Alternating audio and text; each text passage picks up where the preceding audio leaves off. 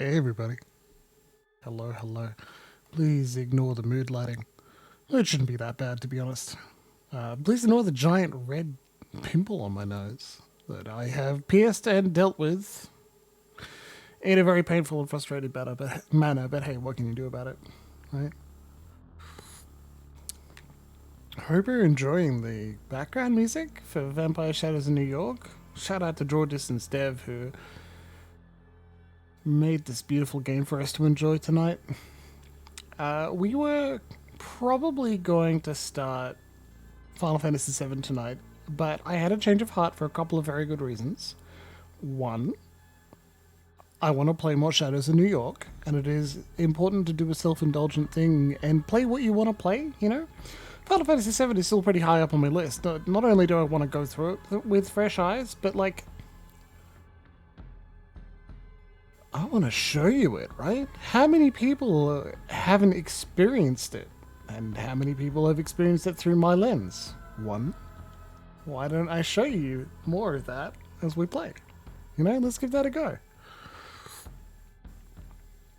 Did have an idle thought the Crisis Core remake is coming out on PC, like, pretty soon. And it is a prequel. Should I be playing it first? I don't know. That seems like a bit of a dodge. Plus, that looks like it's built primarily on the Final Fantasy VII remake, like engine. So jumping back to Final Fantasy VII wouldn't be great. Yeah, the 14th of December for Crisis Core Reunion.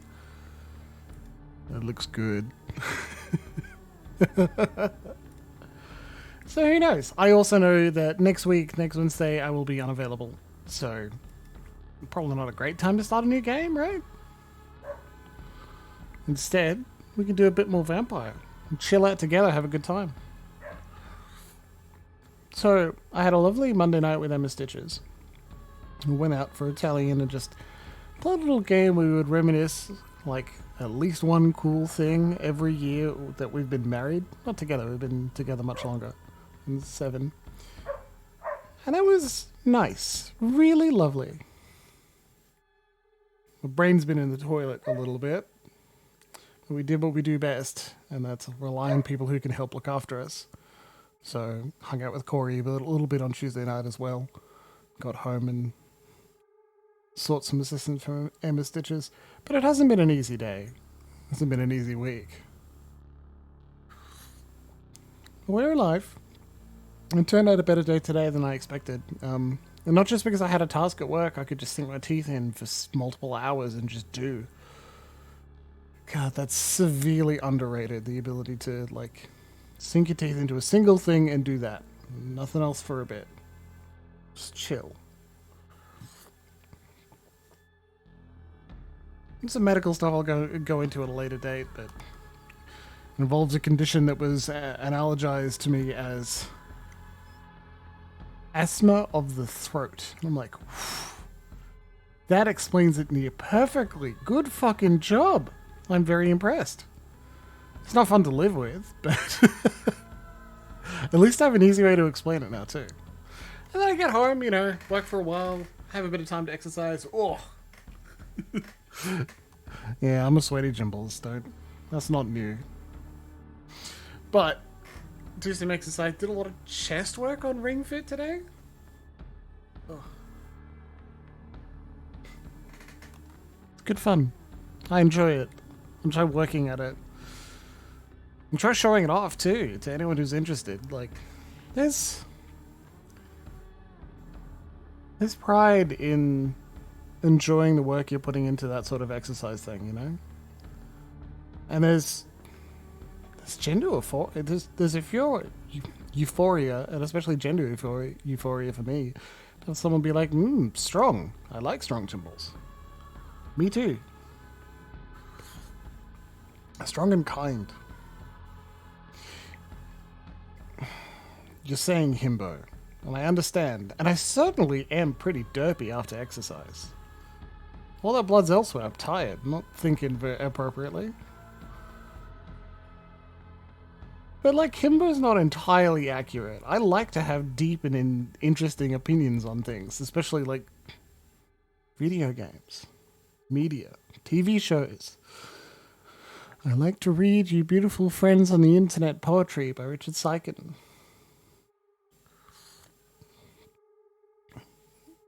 I like to write a third of my university assignment essay in the bar because I have a spare hour before I'm meeting a friend.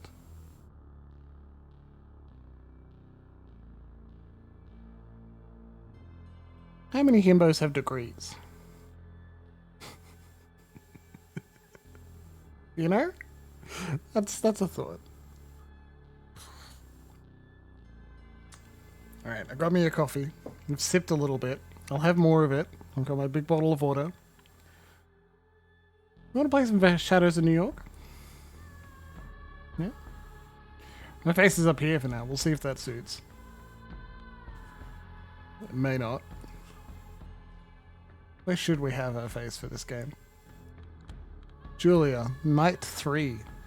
God, Night 3 for a vampire. How young is that?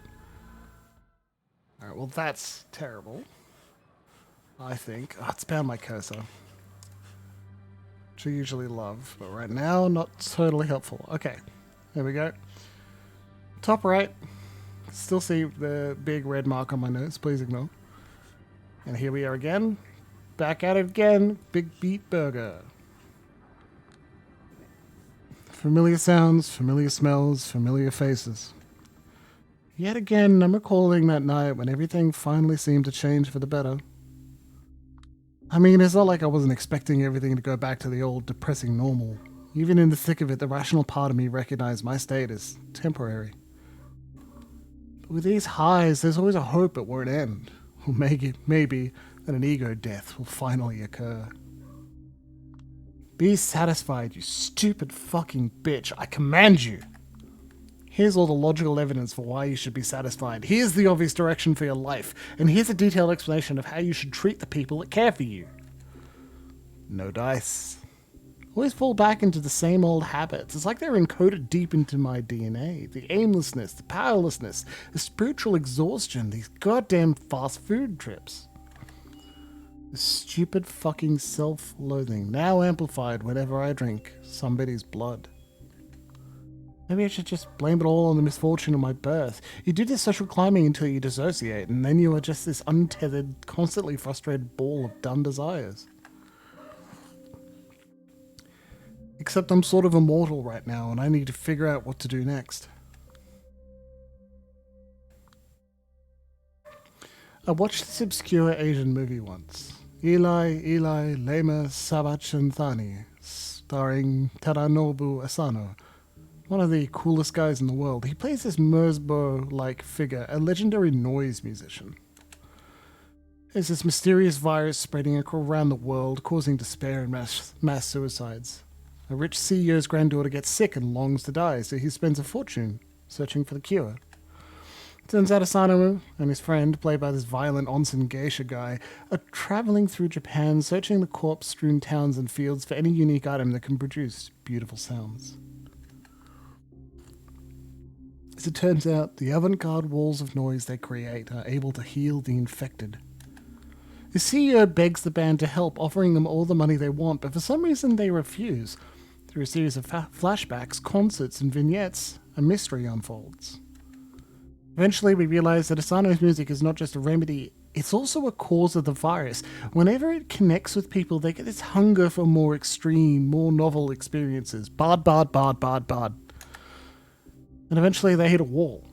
Nothing can satisfy them anymore. They lose their will to live. Not even the musicians are spared from this curse. They know the end will come, sooner or later. The girl is saved by a mind-blowing concert, but the tragedy is merely postponed, not averted. The last shot of a Jesus-like Asano silently considering his role as savior and destroyer stayed with me.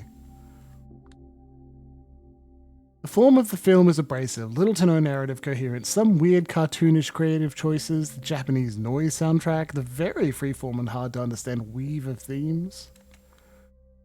But at this point, movies like this are all that truly connect with me. I'm the New York City representative for the Lasombra clan now, known as the Night Clan. They are the masters of shadows who cast distorted reflections and make modern tech go haywire in their presence. So they become Pathfinder gnomes, yeah, maybe. I love Pathfinder gnomes. Lasombra.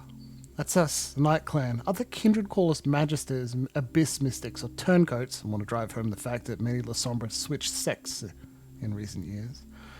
The way Karen told the story, we used to be the brains behind the Sabbat, a pretty nasty group working in opposition to the Camarilla. They've since left for the Middle East for the most part, but a sizable chunk of my clan opted out and changed sides. Traditionally, we were entrenched in the Catholic Church back in Europe, but not for mystical reasons. Our path was that of coercion and puppetry, so pulling the strings of important religious leaders was just a means to the end.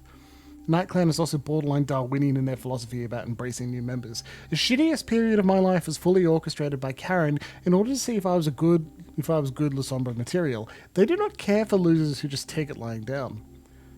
And there's the dark. I'm still coming to grips with it, but apparently shadows aren't just absences of light to us. They're openings into some kind of hell, and we can wield them or even use them to contact the dead. The downside? You share a classic vampire feature in that we don't really have clear reflections. This also transfers to not playing well with cameras, and by extension, having issues dealing with technology in general. Cool flaw. It also, makes sense. The name of the game makes sense now. Shadows of New York, right?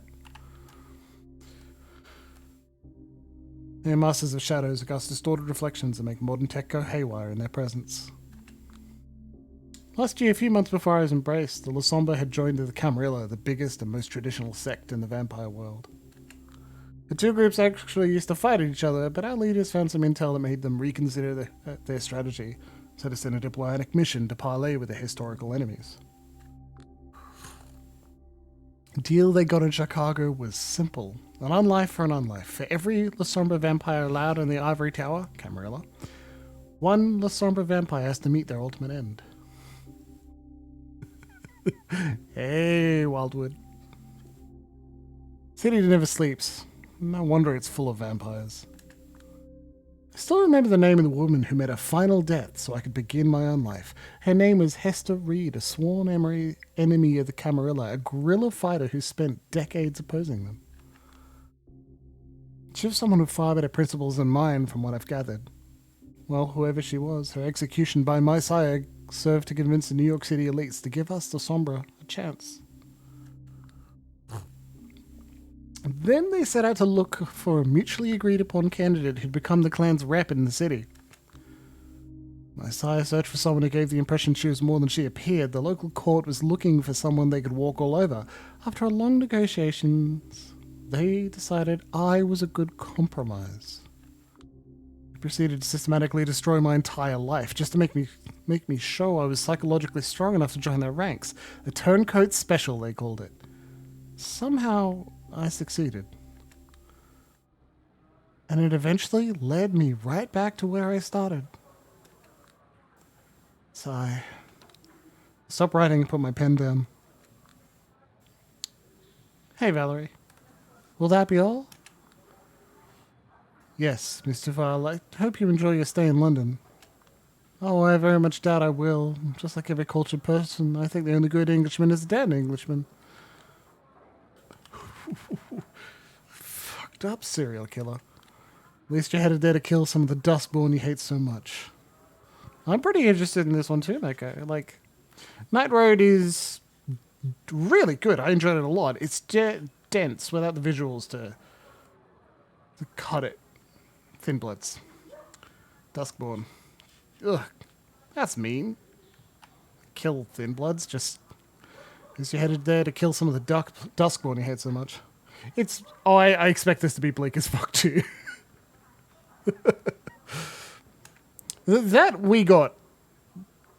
poor pyre got rumbled real hard. Wasn't exactly a fantastic end. One of the benefits of being a scourge. There's one thing this world is never in shortage of. It's loathsome runoffs who forfeited their life to live. Will that be all? Tell Kadir I said hello and farewell. Safe travels. Don't let the door hit you on the way out, psycho. Oh well. I'm the lone Lasombra in this town, and my representational role means jack shit. No title, no perks, no whatever. Right now, I'm the court's gopher, doing all sorts of work nobody else will touch. My main duties? Being a sort of immigration officer. See, New York City is probably the biggest vampire travel hub in the USA and definitely the biggest one on the East Coast. Almost every kindred arriving from Africa and Europe comes through here. The local Camarilla is nuts about bureaucracy and population control, so every vampire leaving or arriving in this town is supposed to check with me to inform me about their travels. Well, in theory at least. The VIPs play by different rules. They take care of this stuff through connections and servants. But for the smaller fish, I'm the vampire Statue of Liberty, the first bloodsucker every kindred coming to New York City should see. On paper, anyway. First off to the Prince, or Kadir, the Primogen Council. These things vary. Yeah, I'm a naturally traitorous Lasombra, so they still prefer being traditional, hands-on about these things. As I said, at the end of the day, I'm just a gopher, and then this work only serves to remind me that I'm not quite in, just standing at the gate.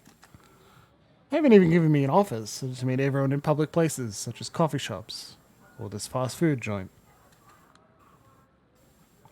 Some consider this an insult and lash out at me, but luckily most of them understand we're in the same boat.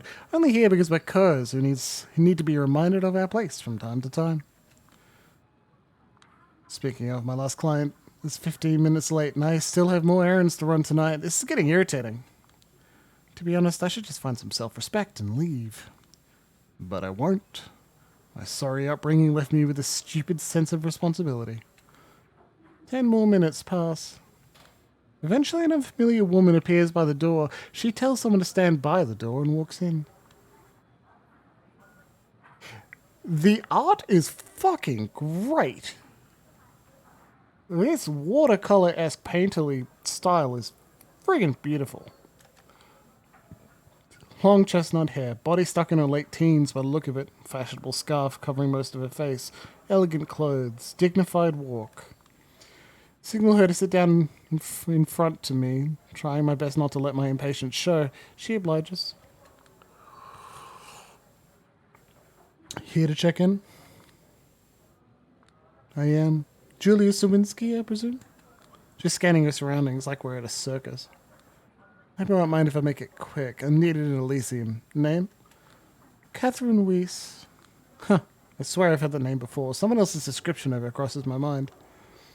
That weird lady who owns the art hall but is never there? Weird? So it is her. Catherine Weiss, the owner of the art hall, de facto headquarters of the New York City Camarilla. Fuck's sake, Julie, what are you calling her weird right off the bat? God knows you already made a fool of yourself in front of enough VIPs in the city. Recover. I'm sorry, it's just that I still don't know many people there, so I have to go by the descriptions I'm given by members of the Primogen. Well, the description is mostly correct. Outside of that one word that slightly perplexes me. Pot calling kettle black, sounds like. From what I gathered, it's just that your interests are rumored to be not fully aligned with the Camarillas, and it irks some folks up there. Being a keeper of the Elysium is not enough for some, I see. I suspected as much, but what can you do? She seems chill. Good. Anyway, Catherine Weiss. Wow. Yes. Want me to spell it? People often have trouble getting it right. Forgive my indiscretion. It's just that people of your stature usually don't bother checking in with me. They usually report their arrival to one of the Primogen, and they make all the arrangements. I heard Prince Bernhard is busy with the preparations for her big party. I assumed that if I spared her some paperwork, she'd appreciate it as a gesture of goodwill. Besides, I wanted to meet the infamous Lasombra representative out of sheer curiosity. My interest peaked once I heard about her. She looks around knowingly. Unique circumstances? Yes, Prince Helene Bernhard had trouble justifying the exorbitant rent my property would need. It's literally pennies for her, and as far as I know, she's been sitting on empty property since last year. Looks like they've got it out for you. Bad. That's what I'd assumed, but it's nice to get confirmation. Well, it's not like my clan has ever been particularly popular in these parts, at least that's what I've heard. Sins of the fathers, and so on. Yes, just to make sure, you've never met Hester, but you know of her? I do know I wouldn't be here if not for her. Have you two met? No, I've only heard of her once or twice. We had similar outlooks on many issues, although we tended to come up with completely different solutions. In any case, I think it's meaningful that Hester died so that you could live. They feared her. Now they fear you, and that's why they're keeping you down. Anyone who's not a VIP said this to me, I'd laugh in their face. Oh, I get what she's doing. She's trying to buy my favors. Best not to act like I'm easy to please. Stick to business. Simon, sir.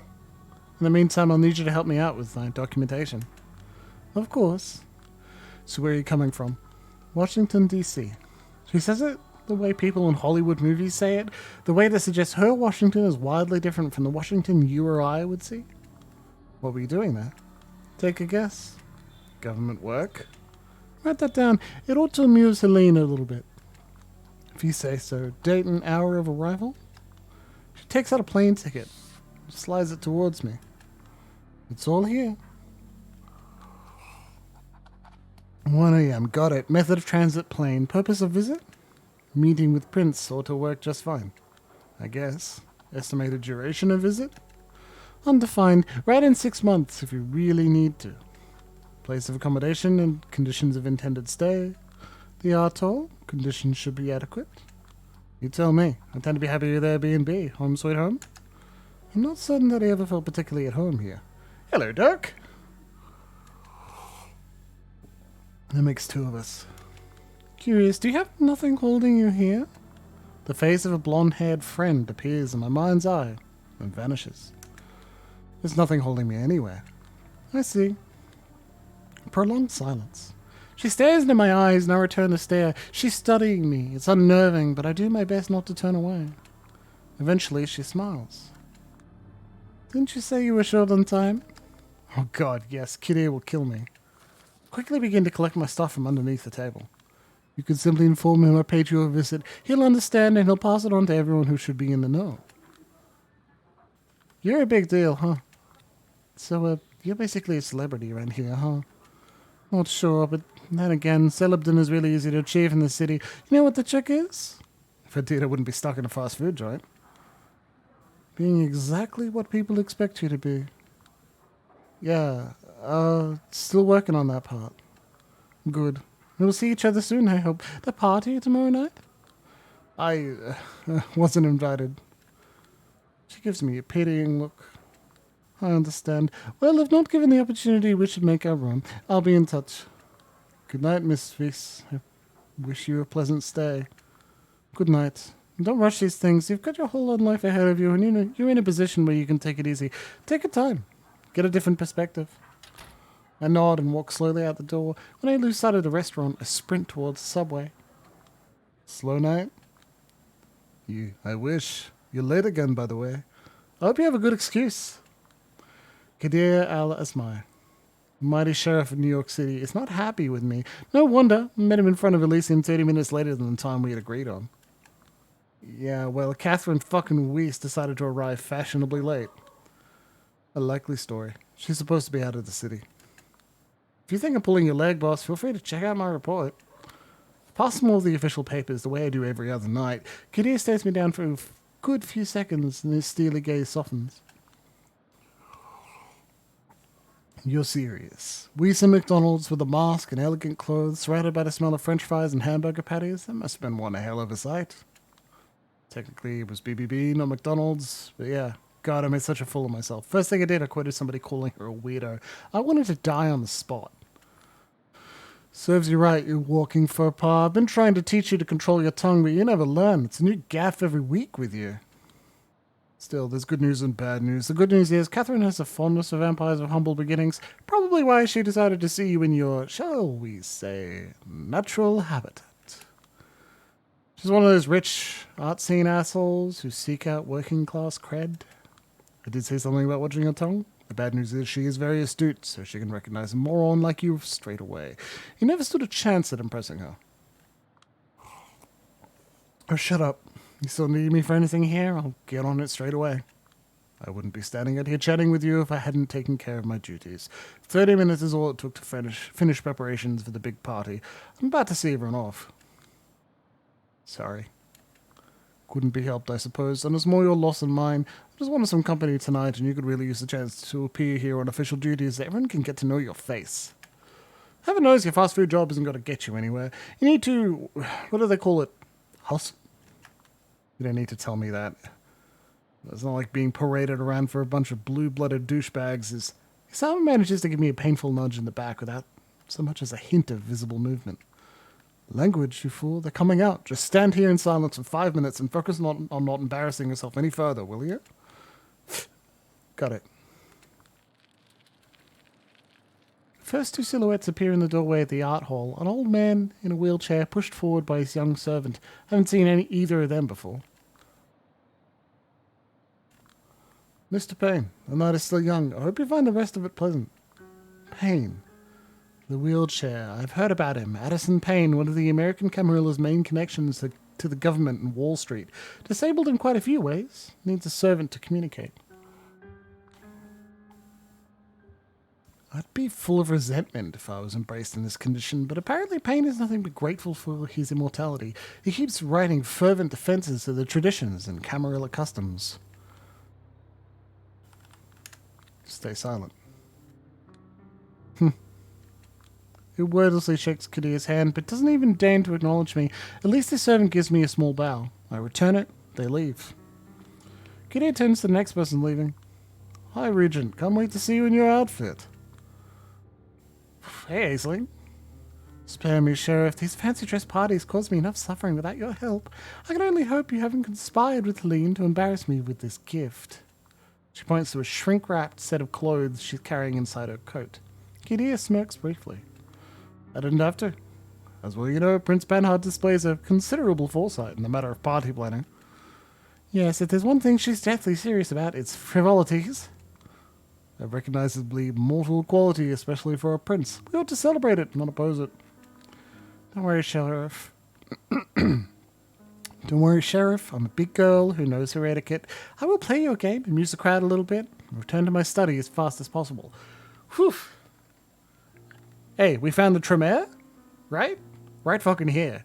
Got ourselves a nerdy vampiric magician right here. Whoop whoop.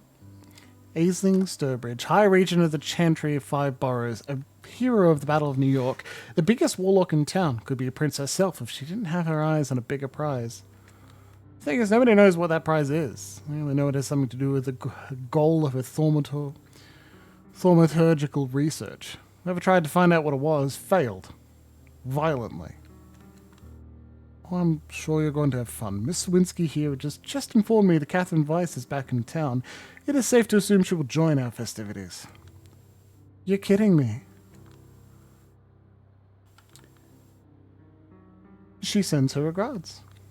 Her negative reaction intrigues me, so I decide to give her another nudge. She told me to send her regards, and she absolutely can't wait to catch up. Cheeky. The hint of torment on her face is less than I was counting on, but it'll do. Reese. Excellent. I'd love to catch up with her. The barely concealed venom in her voice clearly suggests that in fact she'd hate to catch up with her.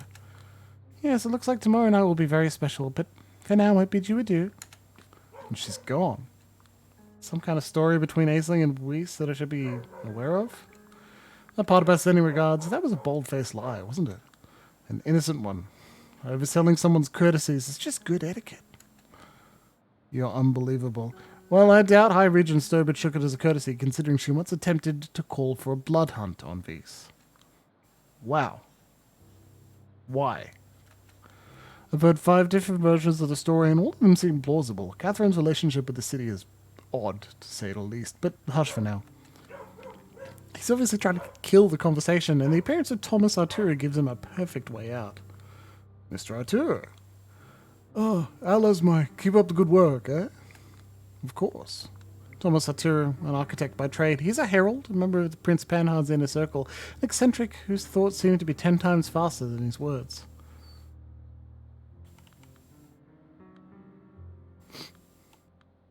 I'm here too.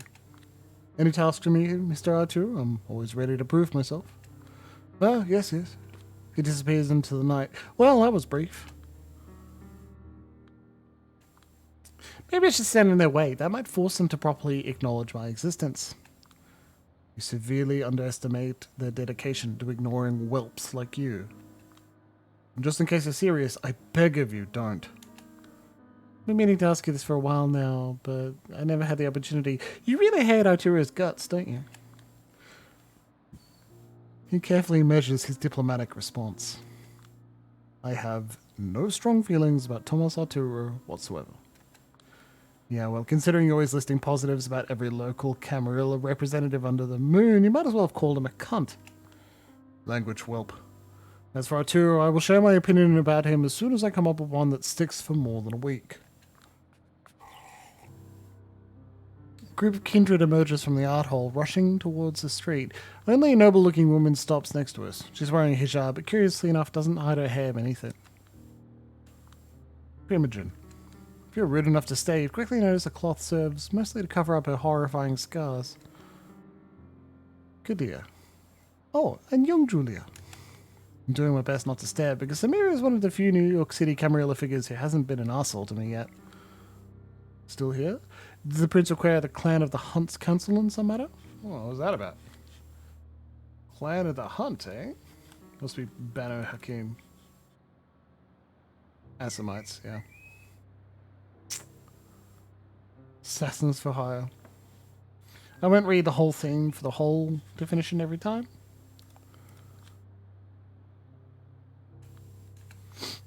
Yes, I advised her that no matter how hard she tries, she shouldn't expect me to wear a different costume tomorrow night. She's a Banu Hakim primogen, just like Lasombra. Their clan was independent from the Camarilla until relatively recently. However, they negotiated a better deal than we did. They have a primogen, for one.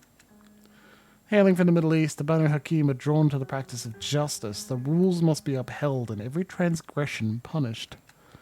I don't have much say in NYC, but the prince often seeks their judgment. It's just good PR. I trust she was understanding. Those are beautiful clothes. Thank you so much. I'm eager to see the outfits that came up with. And how are you, Julia? Have you seen any lights at the end of the tunnel? Yeah, I've seen one. Yeah, and I'm pretty sure it's a train. Sorry to hear that. I trust you're pestering the prince and your superiors to improve your standing. It's a process. Oh, Julia, you won't achieve anything if you don't keep reaching for it. Kadir, weren't you supposed to teach her the ropes? I'm trying to, Primogen, but with this child, it's always a process.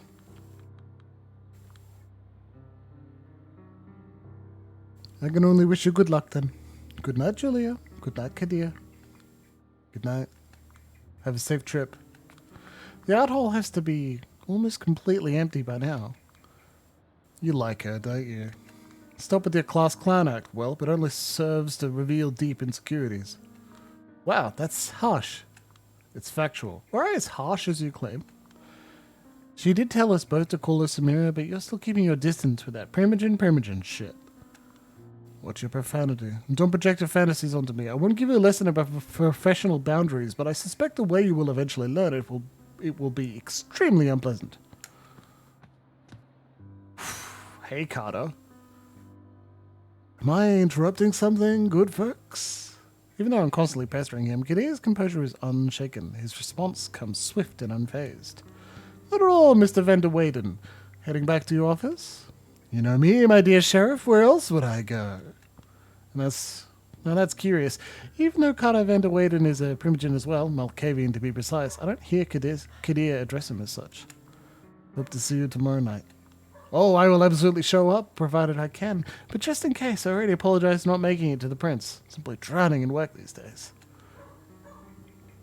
The rhythms, tempo, and intonation patterns of his voice are so familiar. Half of it sounds like JFK, the other half exactly like Barack Obama. Just like his appearance, it all feels so fake. His old money, of course, comes from a long line of Dutch merchants who originally settled in the New York region, runs a wildly successful law office, rubs elbows with elites of both kindred and kind varieties alike. He seems perfect in every way, and that's why he's so unnerving. He's a child of Malkov. Must be blighted with some affliction, but whatever it is, he doesn't let it show. Hard not to wonder what he's hiding. Celebrations are planned to last all week. Surely you will find the time. I pray I will, my good man. I pray I will. In case you need to reach me, you know where to find me. Have a good one. He doesn't even register my presence before leaving. Sometimes I think that we're all still hoping I will simply go away. As Carter drives away in his limousine, Kadir shakes his head. You wanted to hear about which member of New York City's Camarilla I dislike the most? Yeah? He shoots me a knowing glance and smirks. Too bad, they're all my dear colleagues and I deeply respect every single one of them. Sure you do. Wouldn't want to blurt out something that could lock you out of Mr. Van der Weyden's legal services, would you, you ass-kisser? I do expect to find myself in a need of good defense attorney when my broken, competent, foul-mouthed assistant finally pushes me over the edge. Rude. Do you still need me here? I need to swing by St. Patrick's tonight. Don't worry, we're almost done. The prince is coming out. Captain is the last person to leave the ship, huh? And there she is. Helene Panhard, the big kahuna, as someone I once knew would call her, a de facto ruler of New York City and a self-professed patron of the arts. Kitty, a penny for your thoughts? You should be pleased to hear that the High Regent has resigned to her fate, my prince. Mr. Van der Weyden is decidedly not. I suspect he will be too busy to join the festivities all week through. Excellent. She turns to me. Miss Sawinski, weren't you supposed to accompany our good sheriff in his duties tonight? There was an unexpected change of plans. Catherine Reese is back in the city. Catherine is here? Well, now that's a welcome surprise. But what does it have to do with you, Miss Sawinski? I took care of her paperwork. She said she didn't want to trouble you with all the paperwork regarding her arrival, Prince Panhard. It's all been taken care of. Kitty has already been informed of everything. It's certainly a nice gesture, but wait a minute now. Where exactly did you meet her? In a fast food restaurant, my prince. I see. Helene rubs her eyes. Catherine and her love for proletarian amusement. I suppose it will be a source of amusing anecdotes this week. If we want to avoid these situations in future, it might be a good time to discuss offering Miss Sawinski an office of her own. We'll get to it eventually. There are more pressing matters at hand. The festivities start tomorrow, and there's still so much to be done. Will you make sure the art hall is secure before leaving? Certainly, my prince. Have a good night. Good night, Kadir. Good night, Miss Sawinski. We'll talk about your work soon, don't worry. Of course. Good night, Prince Panhard. The chauffeur escorts her to a limo. There's an awkward silence between me and Kadir until the car disappears around the corner. More pressing matters, huh? Penny for your thoughts, Sheriff? I'm certain an image of a keeper of Elysium stuck at a fast food restaurant will linger in Prince Panhard's mind. You're far closer to your goal than you were a few minutes ago. I'm pretty sure I've heard you say something to that effect. A few times now. And I stand by my words. Rome wasn't built in a day, Julia. As a Camarilla loyalist, don't you think it sucks that the Ivory Tower is so hell-bent on showing disrespect to my clan? They're actually willing to make fools of themselves in the process? We've all had to endure our own hazing rituals. But yes, the current situation is not ideal. Whatever. You need a hand closing up Elysium?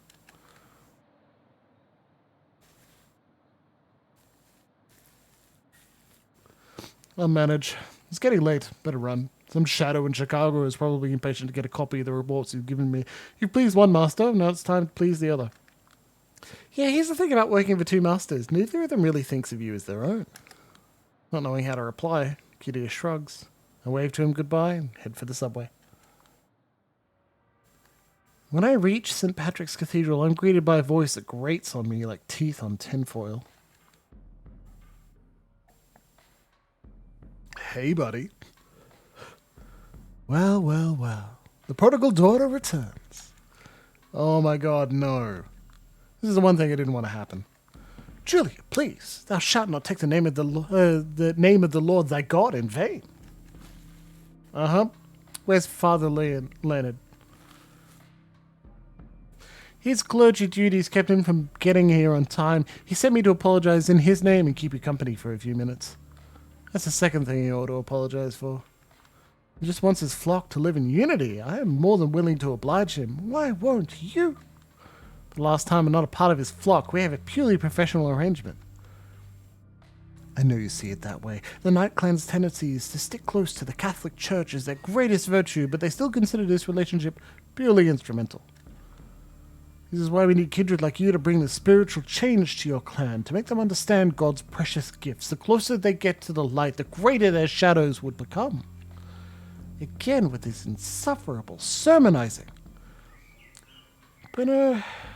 Benoit Segal here is a local nutjob and ex-artist, a degenerate who has had some kind of complete mental breakdown in the 90s.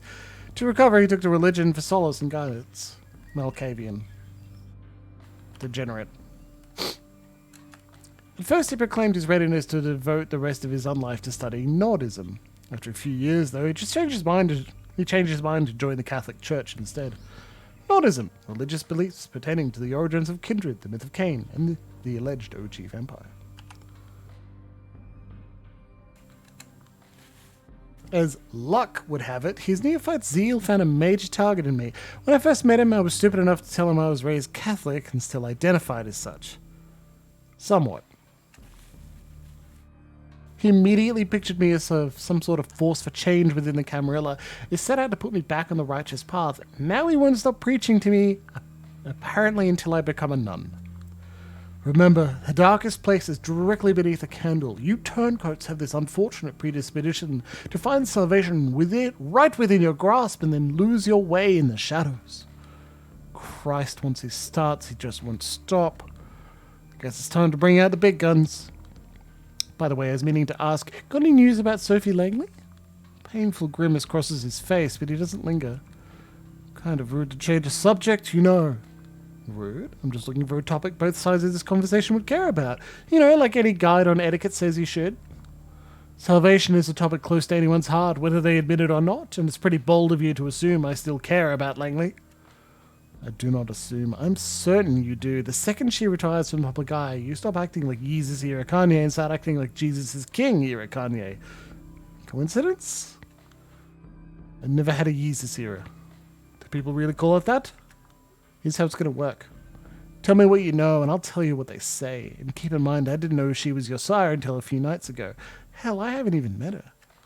He winces a bit at me saying hell, but lets it go. Cheers, Blaziken. Sure. I figure you would have prodded that wound long ago if you knew. But what do you care, anyway? Better to let you drone on about your tormented past than let you carry on with your good missionary shtick. Professional curiosity. Once a journalist, always a journalist. He scratches his head, then exhales in a sad mockery of a chuckle. Fine, then. I'll do my best to make it short. Just like you said, Sophie Langley, every New York kindred's beloved socialite, was my sire. We first met some time after World War II. I left France right before the Nazis went around with the Maginot Line. I struggled to keep my siblings alive with my art. Watched my brother die during the flu epidemic of 43. I was close to losing my mind. That's when she showed up, said the sheer torment in my works caught her eye. She became my patron, allowed my talents to flourish. She supported me financially. Eventually, she embraced me. As a well-off kindred, my artistic interests started to naturally deviate from what they were used to be. Back when I was a poor, mortal upstart, I began to see the world the way her social circle does. And that she couldn't forgive. Instead of being a fun novelty, I just became another part of the malaise surrounding her. She grew distant and then stopped seeing me altogether. I've had my share of meltdowns because of this, I won't deny that. I locked myself out of many career opportunities, but it was an important lesson. Don't trust your elders. Vampirism affects them psychologically as well. If they take interest in you, they won't stop till they suck your soul dry and then discard you like a broken toy. The first time since I've known him, Segal registers to me as something other than a Bible-thumping nuisance. Is it compassion I feel? Do I find him relatable? How dreadful. It's possible he's strategically trying to elicit sympathy. Maybe he heard about my dramatic exit from Lodestar. Or maybe he's just alluding to the way my sire left me here to defend for myself. There's only God who will never lead you astray. That is why I find your act so frustrating, Julia. You're so close to getting it, but you choose sin instead. There's a Benoit Segal I know. Almost had me fooled. Let's get back on track. What about Langley's disappearance from the city? Her path was a road to perdition. Wherever she ended up, I doubt she's too happy about it. She had plans for the future of the city, wanted to make it her ultimate artwork. She was always the vain one. And of course, you were completely sure you have nothing to do with her disappearance? Please don't tell me you're getting at what I think you're getting at. Everybody says you've been acting like you're trying to repent for something ever since her vanishing act. And you've got a motive. Of course I'm getting at what you think I'm getting at. Benoit shakes his head. You really have the devil in your heart, Julia. Always testing me. Just asking what everyone's thinking. Are they now? Listen, I'm familiar with a lot of the insults attached to my name in this city. Those aren't exactly compatible with the image of a ruthless killer. Killer, huh? Now that's interesting. I haven't said anything about killing. He scrubs his hand over his forehead and collects himself before responding. Stop picking apart every word I say in this completely unpleasant way. Here's a statement if you really want one, Ms. Hercule Poirot? Poirot? I know the famous character. I've never seen any better. I don't remember it. Sorry. Hercule Poirot. There you go. I do believe Sophie, the way I knew her, has made her end. Even if she's still walking this earth, she wouldn't have come back here as the same prideful aristocrat. You'd have to undergo a spiritual rebirth. Poirot? Thank you, Mako. Someone has reminded her of her place. Her former friends talk of her in hushed voices. Even that servant play toy of hers went missing. No more Camarilla parties. She's done for. Whatever happened to her, I don't know. I swear on Jesus and his sandals, I had nothing to do with it. But yes, I'm still here and she's not, and it's not a reason to gloat, but to be more humble. I received a sign from God telling me to re-examine all the unfortunate ways I still resemble Sophie Langley. And I listened. I rejected the pride I shared with her. I renewed my vows to God, recommitted to preaching his greatness. I mean, this is why we're having this conversation in the first place. Right now, when I think of Langley's influence on my life, I am grateful because she was a sign that got me here, and, if God wills it, maybe one day you'll look at her the same way, Julia. Yeah, mental note. Whenever he circles back to this preachy tone, it's time to intervene. Alright. Makes you feel any better? I think the only way a wimp like you could have hurt her is by boring her to death with Bible quotes. Now then, quid pro quo, tit for tat. You were saying people still talk about me. I was curious if... Oh, look, he's finally here! Stalling for time worked.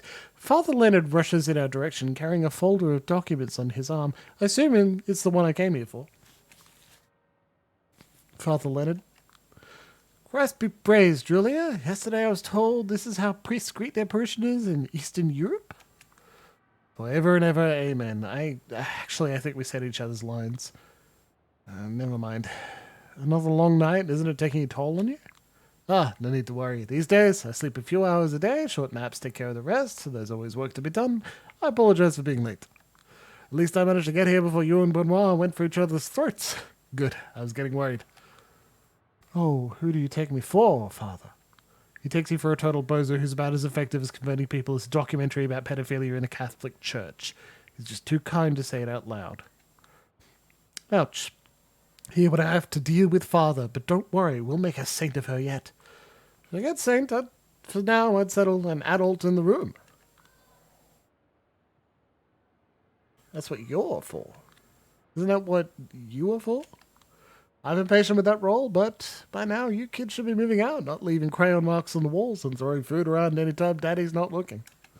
So let's just focus on our grown-up duties, shall we, Julia? Here. He gives me a folder he was carrying with him, and I pass him the reports I wrote earlier tonight. I love the priest too, Maker. What a sexy priest. It's like Fleabag Season 2 all over again. Among kindred, it is common knowledge that the Catholic Church is one of Lasombra's greatest assets. Hell, it might even be one of the main reasons the Camarilla is slowly warming up to the clan. We are technologically impaired and as such woefully unprepared to face the challenges of communicating in the 21st century. Hard to handle advanced encryption when you can't even unlock a smartphone. This is where the Vatican connections enter the picture. A web of priests scattered all around the world exchange their dispatches between each other, making sure they all reach their destinations in total secrecy.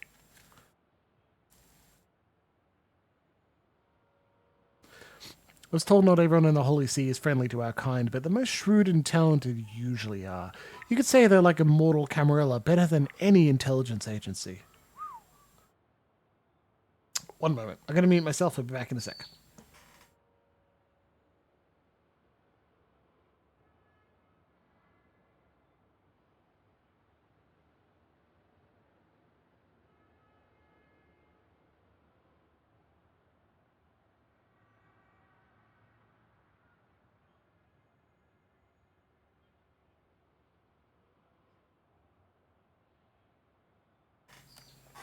Good God. Hay fever, allergies, something. Remember what happened to John Paul I when he attempted to uncover the workings of the Institute for the Works of Religion? Death after 33 days of papacy, rumors of CIA and Masonic involvement. Not that Father Leonard has anything to do with any of this. For a Catholic priest, he's all right. He'd probably have made me stay a believer a few years longer than I did had I known him as a teenager. Leonard is intelligent, kind, helpful towards his parishioners, treats his superiors with a healthy dose of skepticism, and is not involved in any sort of political church games. Well, let's not beyond helping me contact my bosses in Chicago every other night or so. He knows about the kindred. He knows about the Second Inquisition. He opted to avoid the latter in order to keep the former from oppression. Come on, sausage. Go. Help you settle into your bed. Good dog. Come on. Good girl. Because according to him, it's the right thing to do. I know there's got to be something wrong with him, some selfish motivation maybe, and I haven't nailed it down yet. But it doesn't feel like he's making an effort to hide it, so I'm giving him a pass. By the way, I hope you don't mind. I finally took the liberty of asking how your parents are doing. Thank you, Father, but you shouldn't have. Not a problem. The priest at St. Stanislaus Kostka is a good friend. He says your parents started showing up every Sunday again, front rows. Your father was looking better and better. Makes me feel nothing. I give him a token nod and a grateful smile. Thank you, Father Leonard. Now, if you'll excuse me, the sunrise is almost here. Yes, be careful, and God bless you. Amen. Goodbye, Julia. I'll let you off the hook this time, but next time you won't be so lucky, all right? What the fuck? Sure. Just one more thing in my never-ending list of events I'm not looking forward to. I guess it's time to call it a night. I'm home. Finally. You doing all right? I don't have a voice for Dakota. Hold on. There's a lot of new characters, and I'm keeping all their voices and like cadences in my mind. If I kept notes, this would be good practice. Just get a dramatis personae before we start the game, and then I give them voices before they turn up, you know? If I were doing this professionally, that is what I do. Fine, I guess. Why aren't you asleep? I figured it's finally time for me to become more of a night owl. We've talked about making our schedules sync better. No. That's too, is that too flirty? I don't know. I've got this bad habit of making all the feminine characters really husky. That's because I have a deep chest and a very much lower voice than even I recognize. Like when I listened back to recordings, I go, holy fuck, dude. But hey, I get good comments about hearing me ramble. It gives some people pleasure. And being told that makes me feel good too. Oh, thank you, Emma. Now that's organization, right? I should do that for pillars. What's your vitamin D? I'd kill to have your skin. Would be a shame to waste it. Shouldn't have smoked so much before you got bitten, sweetheart. No. Should have shared your skincare routine with me back when I was still breathing. I can't be just going around sharing my one secret weapon. It's top secret stuff. MK Ultra level. Jeffrey Epstein's current whereabouts level. I'd have to kill you if I told you. Love you too, hun. Okay then. Love you too, hun. Come on, what's with the attitude? Nothing. I just thought we're beyond hiding secrets from each other. I guess I was wrong. But okay, I get it. I really do. Time out. You're not really mad, are you? No, it's just my inner asshole teasing you. Never mind. I feel a little more self-conscious than usual tonight. Don't. You want me to do your makeup before you go to sleep? No need. No need? Were you supposed to have some sort of big party tomorrow night? I was involved in the backstage stuff. What makes you think I was invited? Because you're the coolest, cutest, most all-around amazing person I know. They'd be insane not to put you on the shortlist. Believe it or not, but most vampires are pretty insane. Interdimensional psychic vampire level insane, because that's how crazy they have to be to ignore you like this. Yeah, I would say so. Fuck them then. A big bunch of posh dicks. They hate you because they ain't you, but they'll see. Jesus, how do you do it? Do what? You always assault me with so much of this weird, stupid positivity that I can't react to without completely shifting my mental attitude. How do you do it? Well, the answer is easy. Remember how I told you we had this spiritual connection? I could sense what you feel and want. I can sense what I feel too if you really focus. Sorry, you can sense what I feel too if you really focus. Yeah, I think I called it a big load of bullshit. Said a girl who talks to ghosts. But watch this, Agent Scully. I sense you feeling down and I realize what you really need to end this night. She points to one of her drawers. It's the one where she keeps a supply of... ketamine? Come on. What? No, wrong drawer. We're not meeting demons. We're meeting angels. MDMA? Ding, ding, ding. Took it half an hour ago. Perfect timing. Thanks to our spiritual connection. Ready to fly away? Mood isn't right. I'd need music. Got a special SoundCloud playlist ready to go, prepared specifically to uplift one Julia Sawinski. Just give me a sign and I'll press play. Jesus, you're impossible. That's why you love me. I hope. I give up. Come here, let me have a taste of you. Maybe this one time, the high won't end.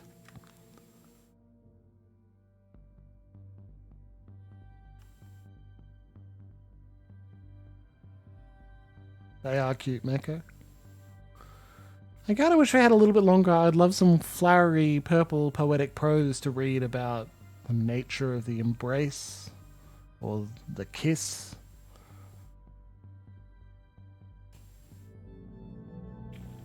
Is she a ghoul?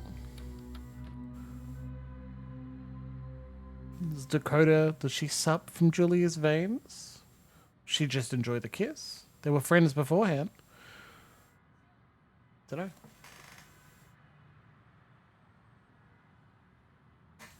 I leave Dakota's apartment as soon as the sun goes down. Yesterday was fun, but I always feel a little nervous when I spend too much time with her. She never lets me escape from being the center of attention. It's exhausting. At least the less time I spend with her, the happier she is to see me again. It's a tricky act to balance, though. I'm grateful for her presence in my life, but never mind. What's on my list of chores tonight? Ah, yes, only one thing. Don't show up for the party at the art hall. Well, this is a rare night where I don't have anything to do. Might as well take a trip around the city and see what's up. Maybe fix myself a little drink while I'm at it. We got two choices. A walk in the park or breaking the habit.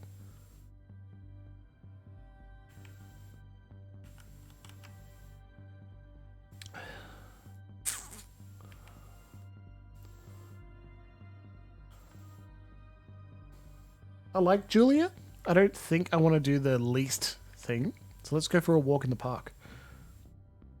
In life, I wasn't especially fond of parks. Now, as one of the kindred, I can finally see the appeal. Past midnight, they become a surprisingly good hunting ground.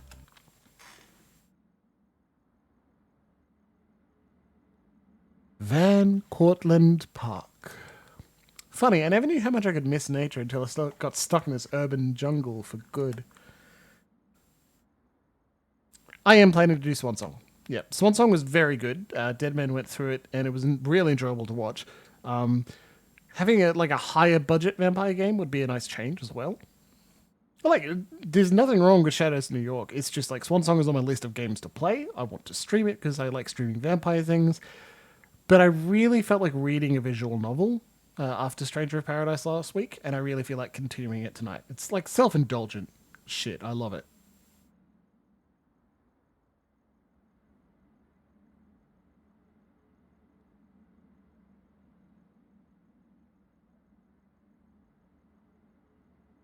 I would love to do actual audiobook recordings. If anyone wants that, especially if someone else is the producer. Jesus Christ, someone else doing all the audio work, that'd be incredible. Especially because I can't do it, right? This is what you get, and it's not amazing. The sight of familiar green surroundings slowly floods my mind with disjointed images, back from when I just moved to NYC and was still in awe of it. Reminisce. I close my eyes, allowing myself to drown in a stream of memories. An old and elderly couple holding their frail hands in the warmth of the morning sun. An evening gathering of self-important academics fervently discussing the discoveries no one but them cares about. A bunch of kids chasing an imaginary treasure, joyful, restless, and oblivious to the dangers of the summer's heatwave. A young, perfectly chiseled jogger running along the golf course, 100% graceful in every move he makes. Mesmerizing. My eyes snap open and the spinning kaleidoscope of images fades away. I collect my focus and remember what brought me here. A burning heat reaches my fingers. I flick the butt away and immediately take another cigarette out of the pack before proceeding through the parade ground. A faint sound of shoes tapping against the concrete interrupts my contemplative mood. Just what I was hoping for. I hurriedly finish my smoke and take a step back, blending in with the shadows. A lonely jogger runs into and out of the pale lamplight, completely lost in his thoughts, all dressed up in top-shelf sportswear, wiry muscles clearly visible under the skin-tight outfit, and his exposed neck. I get the urge back under control for now. Back when I was alive, I'd rely on the breathe in, breathe out exercise. However, nowadays, breathing costs a premium. Just as I regain my composure, the jogger stops by a flickering lantern and takes a glance at his smartphone. His body tenses noticeably as he answers a call.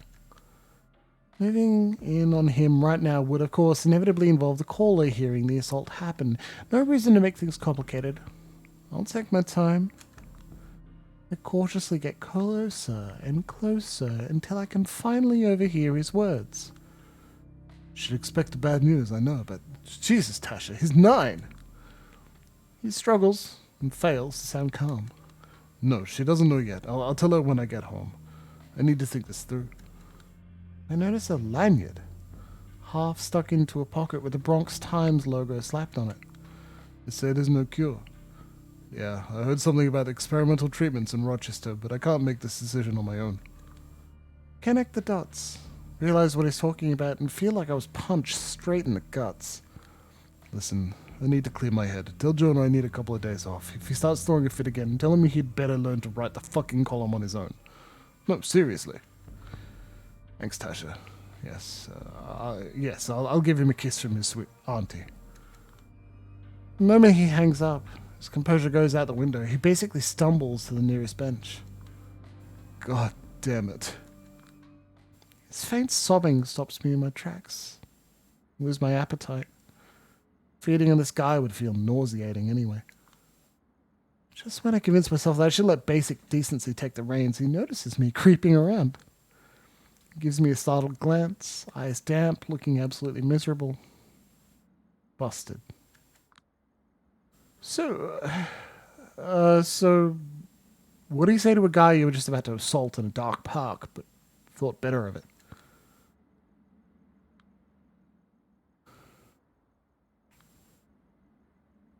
Are you a journalist? Hey, he absentmindedly wipes away the tears off his cheeks. Do you by any chance write for the Bronx Times? His short but genuine grin catches me off guard. He didn't expect to be recognized, definitely not by some random girl in the middle of the night. Yes, how do you know? You don't strike me as a baseball fan. He's a sports columnist. Put on the fakest smile on my face. Time to lie out my ass. Well, you got that right. I'm a reporter too. I think I saw you once when I visited Jonah in his office. You work with him, right? Yeah, you might say that. His inner struggle seems pretty clear. Truth be told, I write most of his things as well. Bingo. For real? That lazy bum will never change. If he wasn't such an ass, he'd be out of his comfy seat in no time. Shoosh. It's like you read my mind. Yeah. Anyway, don't let me stop you. Keep up the good work. You deserve better. You think so? Glad to hear it. Still, I don't mean to impose, but it's late, and this place is not exactly... Yeah, don't worry about me. Someone's picking me up a few minutes away from here. See you around. For sure. Oh. And thank you. I notice a change in his melancholic face. He stands up with his back straight, like he's regained some of his lost resolve. He nods and starts running straight back to his problems. I start walking in the opposite direction. Even though I might regret the show of abstinence later, what little remains of my humanity inside my shriveled heart encourages me to think that letting this guy go was the right thing to do. I'll need a change of scenery to break out of this mood, and an opportunity to actually get some juice into my veins, relatively guilt-free if possible. Guess that's enough human interaction for one night. Lots more to Big Beat Burger. into the last fast food joint I'll ever know. I'll have the usual. First time I used this line, I wasn't sure if it would work, but I've gained enough notoriety among the staff that it does. The cashier just smiles, nods, and charges me for one black coffee. I can imagine them instructing the newbies. See that emo weirdo? Here's how it is. She always orders a single cup of coffee, nothing else. She doesn't even drink it. Probably wouldn't take a simple sip even if I was still alive. This stuff is just trash. But at least being a buying customer gives me an excuse to sit here for as long as I want to. I wish I could use one of those self-order kiosks to minimize human contact, but touch screens don't exactly like me. Not too long ago, I managed to blue screen 10 of them in a row. Oh well. The good news is it doesn't look like I have anything to do tonight. Bad news is it's because every kindred who matters is having fun at the art hall right now. Yeah, isn't it good? That's what good vampire stories should involve, right? Fighting to keep humanity. That's actually why I like Requiem more than Masquerade. Masquerade really leans heavily on the socio-political horror. Conspiracy horror too, like they've been vampires for the dawn of time. And Requiem is supposed to have mechanics that reinforce this idea, and that's actually why V5 just included touchstones. Every vampire has touchstones. Good vampire games, in my eyes, include the idea of trying to keep a hold of your humanity against the mechanics of the game, where it is going to slowly strip it away. That's the point. You're going to lose. You're going to play to find out how that losing happens. And then a lot of the mechanics are about combat. Because it's also cool to be a 90s superhero vampire. Edgy as fuck. And then it's really fun after the combat scene to have like a quiet sequence back in the hotel where you sob red-tinged tears because you didn't feel a fucking thing until afterwards. Where the hardest, saddest part of the whole experience where you whipped your katana out of your black leather trench coat and lopped off ghoul heads. The saddest thing about the whole process is that you don't feel bad. You didn't see them as a thing that needs to keep living, and it doesn't fucking matter to you anymore. And oh no! Vampire angst! I love it. So like I wanted to go. I just wanted them to invite me so that I could tell them to fuck off. Scan the entrance to the restaurant through my peripheral vision. Am I naively hoping that someone will come and save me from misery? Guess I am. Please, please, please let somebody come and get me out of here. A prince. A princess. A knight in shining armor. A fairy godmother. A passing huntsman. Big bad wolf. Mila Jovovich. Vin Diesel. Azalea Banks. Hell, I'll take anyone at this point. Visualizing, tapping into the power of my subconscious, materializing my dreams. Nope. It doesn't work. Looks like you're eternally stuck, being a nobody in the corner of a shitty restaurant. Sweet little Julia, unlife's a bitch, and then you don't even die. Tend to read a book about psychoanalysis I stole from Dakota for a while. Having found it too mentally taxing, I switched to pretending to read a Stephen King book, which I also stole from Dakota. It's a terrifying realization that was written in the last 15 years and therefore contains no amusing drugged-out rants about the troubled childhood in Maine. I switched back to looking at the entrance. That party must be so stuffy and trashy and boring. At this point, I'm no longer looking for salvation. I'm asking for amusement. But it doesn't come.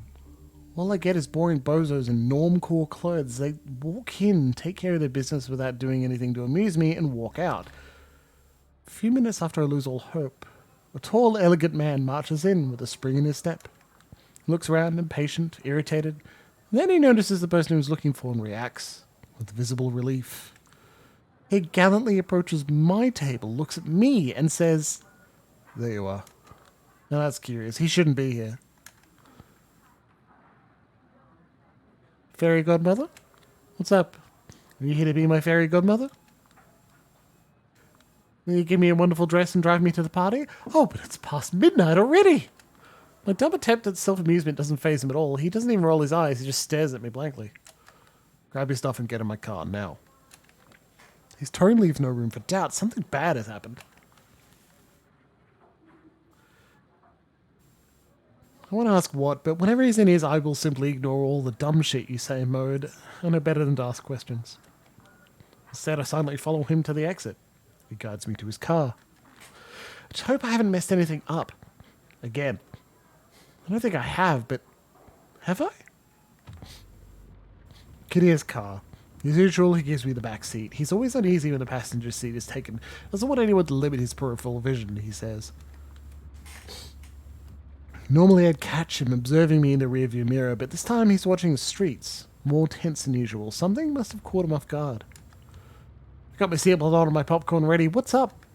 The awkward silence feels like it will last forever. Eventually he finds the right words and speaks up.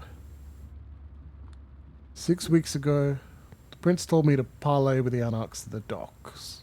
Remember? Yeah, and he made me tag along so I could learn about something about politics. It turned out politics meant something awfully similar to watching my drunken families shout at each other at a wedding party. Marvel Pop, it's okay. It's okay. It's alright. Yeah, you're a good girl. Let's see. Thank you for warning me. We're okay. There was this man who didn't need a shout to make my blood boil. The meanest one in the room, their leader. White hair, a monocle, musty clothes. This fucking Polak cunt. Scrooge McDuck. Yeah, how can I forget? A lot of panache, old-timey bravado with gendered insults flung my way.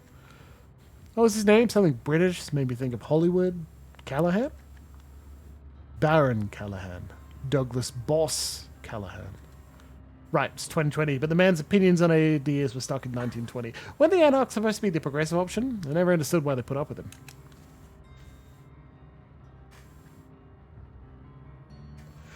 He has his ways of predicting which way the wind will blow. Anytime the Camarilla or the SI hit the anarchs, it was the factions opposed to him that were hurt. The luckiest bastard in the world. I thought you didn't believe in luck? I don't. It sure looks like his luck has finally run out tonight. Huh. Wait, don't tell me. We're gonna kill him? So what you're saying is we're headed to his office to kill him? What? Just what? No, absolutely not. Looks like I missed the mark. By a mile. Even if, and that's a big if, an idea like this wasn't completely opposed to everything Prince Panhard has been doing over the past few years. His tone sounds as if he was addressing a particularly dumb child. The worst part is I probably deserve it. There wouldn't be any need for that. The man has ceased to exist. Wait, he's dead? Deader than dead? I'm 99% sure the bastard met his final death. How do you know? We've got trustworthy sources in the Anarch inner circles. Looks like all hell is about to break loose. There's an emergency meeting at the art hall. Jesus, and you're bringing me with you? Why? Because you were on the way. Because I could. Because I should. Might not be important to the members of the court, but you're still an asset to the sect. Symbolically, at least. I can justify sneaking you into the party claiming it's for your own protection. My sweet fairy godmother in a luxury carriage.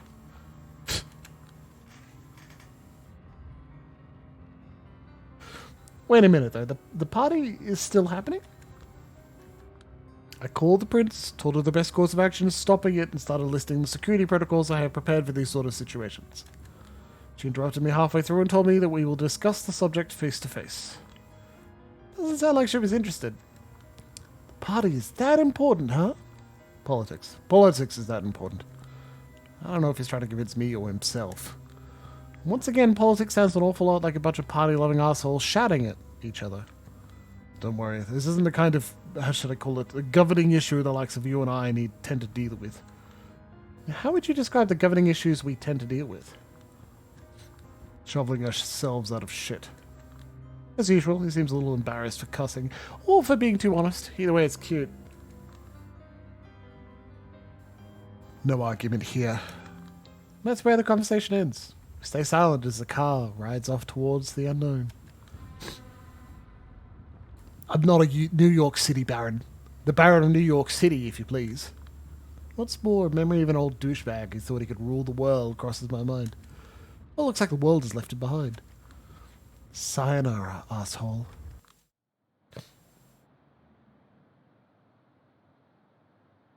Here I am at the only place I didn't expect to visit tonight, the art hall.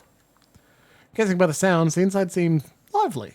Even if they know it's an emergency, they simply don't care. What are you standing around for? You still need an invitation?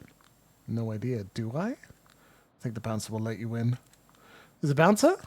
Yes, and he's standing right in front of you. Just start walking, whelp. And here I am, among partying elites. It's as stuffy and as boring as I expected, but hey, at least it's exclusive. The title Panhard came up for these yearly gatherings is called Celebrations of Power, an invitation to re-examine the relationship between our undead bodies and the spaces they inhabit. The week-long event is packaged as a sort of performance art piece, meant to make the kindred who are involved celebrate their potential instead of despairing in their monstrous nature. We need to counter-program the omnipresent images of tragic vampirism with images that reminders that we have inherited the earth, and are now free to remake it in our image. That's the way our prince puts it. To this end, she organizes a series of exhibits, concerts, fireworks, parties, business meetings, etc., etc. Of course, the parties and business meetings are the most important. My prince. Good dear. Finally. A saint with angelic wings. A holy patron of New York City. Take a good look around. Half the figures here are dressed like they're attending a masked ball. The other half are religious figures, either demonic or saintly. I have to admit, I don't fully understand the theme here. I know Panhard based it on succor magic, a sort of shamanistic psychotherapy using the power of art. Simply put, it's a holy mass and an unholy mass in equal measures, a set of rituals meant to make the participants wholeheartedly accept that they're both the worst and best this earth has to offer. Put on this mask, at the very least, you're standing out. Here. Had the aesthetic basis for these parties is black mass in the film Eyes Wide Shut. Some think this decision means Panhard is tone deaf, but it's quite the contrary. She knows the Anarchs are constantly looking for ways to undermine her through art and rhetoric that point out glaring contradictions in her theoretically benevolent rule. And instead of denying and suppressing aesthetics designed to criticize the elite, she embraces them. Instead of risking a Streisand effect, she effectively defangs the opposition. The resistance becomes part of the system, and both the Camarilla and the Anarchs get the same message. Don't think of it as a pathology, think of it as the new normal. I'll collect key advisors.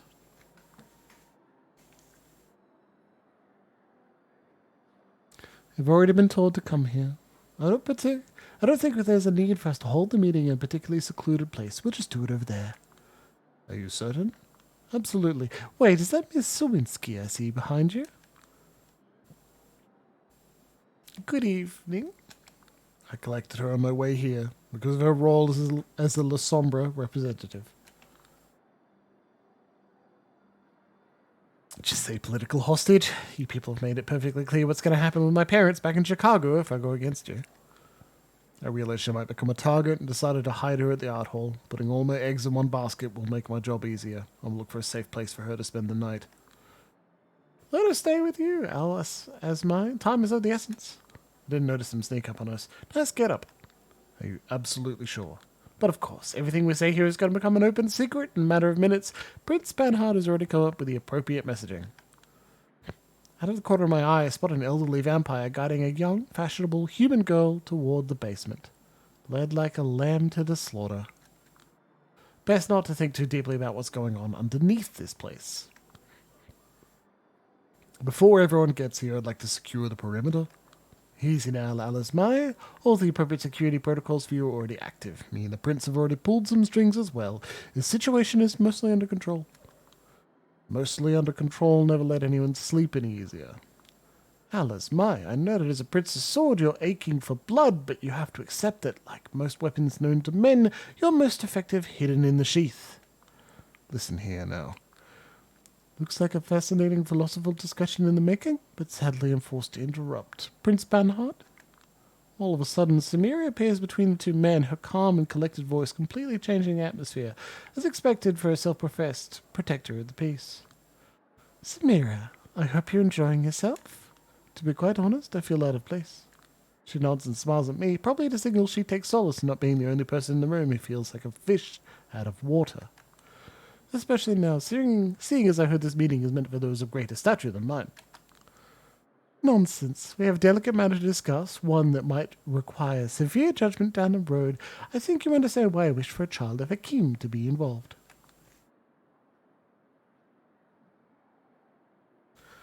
Of course. What is with that expression on your face, good dear? He quickly collects himself. Look who's joining us. The High Regent of the Chantry of the Five Boroughs, Lady Aisling Sturbridge, walks up to our group in an outfit I never would have imagined her in, pretending everything is par for the course. Fuck, that's a good outfit. Prince Panhard, the Sheriff, the Harpy, the Banu Hakim Primogen. Are we waiting? Are we still waiting for someone? He's almost here. Shining even more brightly than usual, Aisling. I adore your outfit, Samira. Wish the prince allowed the same amount of effort for me. I, for one, am glad she didn't. I particularly love those horns. Thank you for reminding me. I put them on at the prince's behest, but I believe she's had more than enough fun. No, not yet. Ah, well, this will do for now. But you're not off the hook yet. I paid a costly price to see you like this. Both Kadyr's and the prince's voices are strained whenever they attempt humor. Their minds are obviously elsewhere, and it's not a happy place. Atira, on the other hand, seems calm. We all celebrate our power in different ways, I suppose. Now, what is this about? Just a moment. Over here, Addison. The Camarilla's infamous spokesman approaches, pushed towards us in a wheelchair by his servant. Jeez. That's pretty cool. Pain servant. Helene, everyone, I certainly hope this is something important. What a commanding tone. Seeing as Payne can't communicate normally, his servant relays his words to us instead, and he's posh and snobby enough to make me believe I'm listening to his master's voice. Carter won't be joining us? I've got a posh and snobby voice now, right?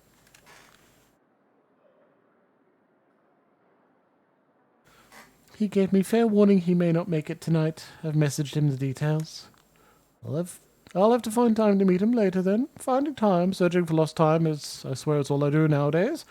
And there's never enough. I guess now you understand why I insisted that this event must last all week. So many esteemed guests, many of them from out of town, each deserving at least a few hours. The figure in the wheelchair waves his hand impatiently. Yes, let's just cut to the chase now, shall we? That might be the wisest course of action, my prince. Atira. My prince, everyone, let me begin by stressing those important points. The situation is largely under control. The negotiations are underway, and the situation is more tense than dangerous. We are safe. Let me repeat, we are safe. And with that out of the way, here's the big news. Baron Callahan, the de facto leader of the Anarchs in New York City, met his final death in his office tonight. Yes, she is, Mako. Absolutely.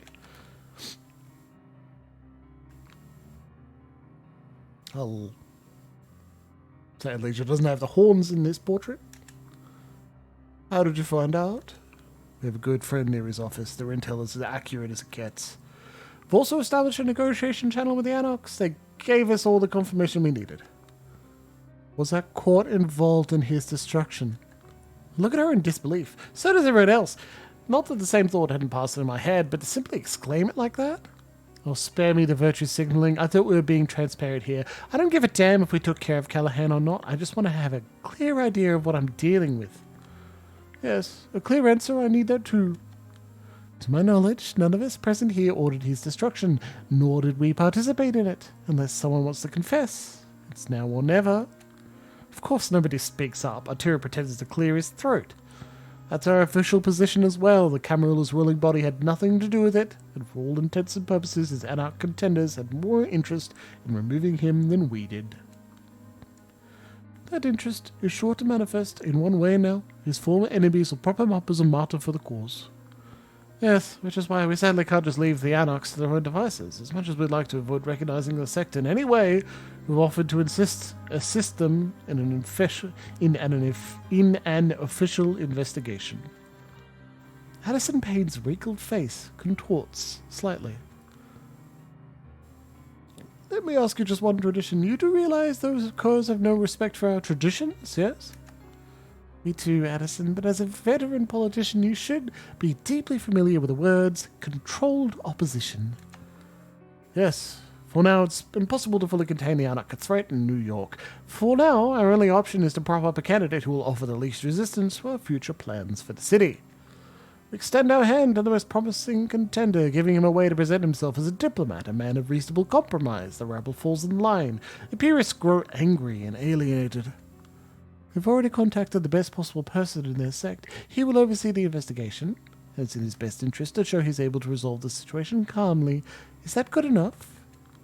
Addison ponders the question for a while, then waves his hand again.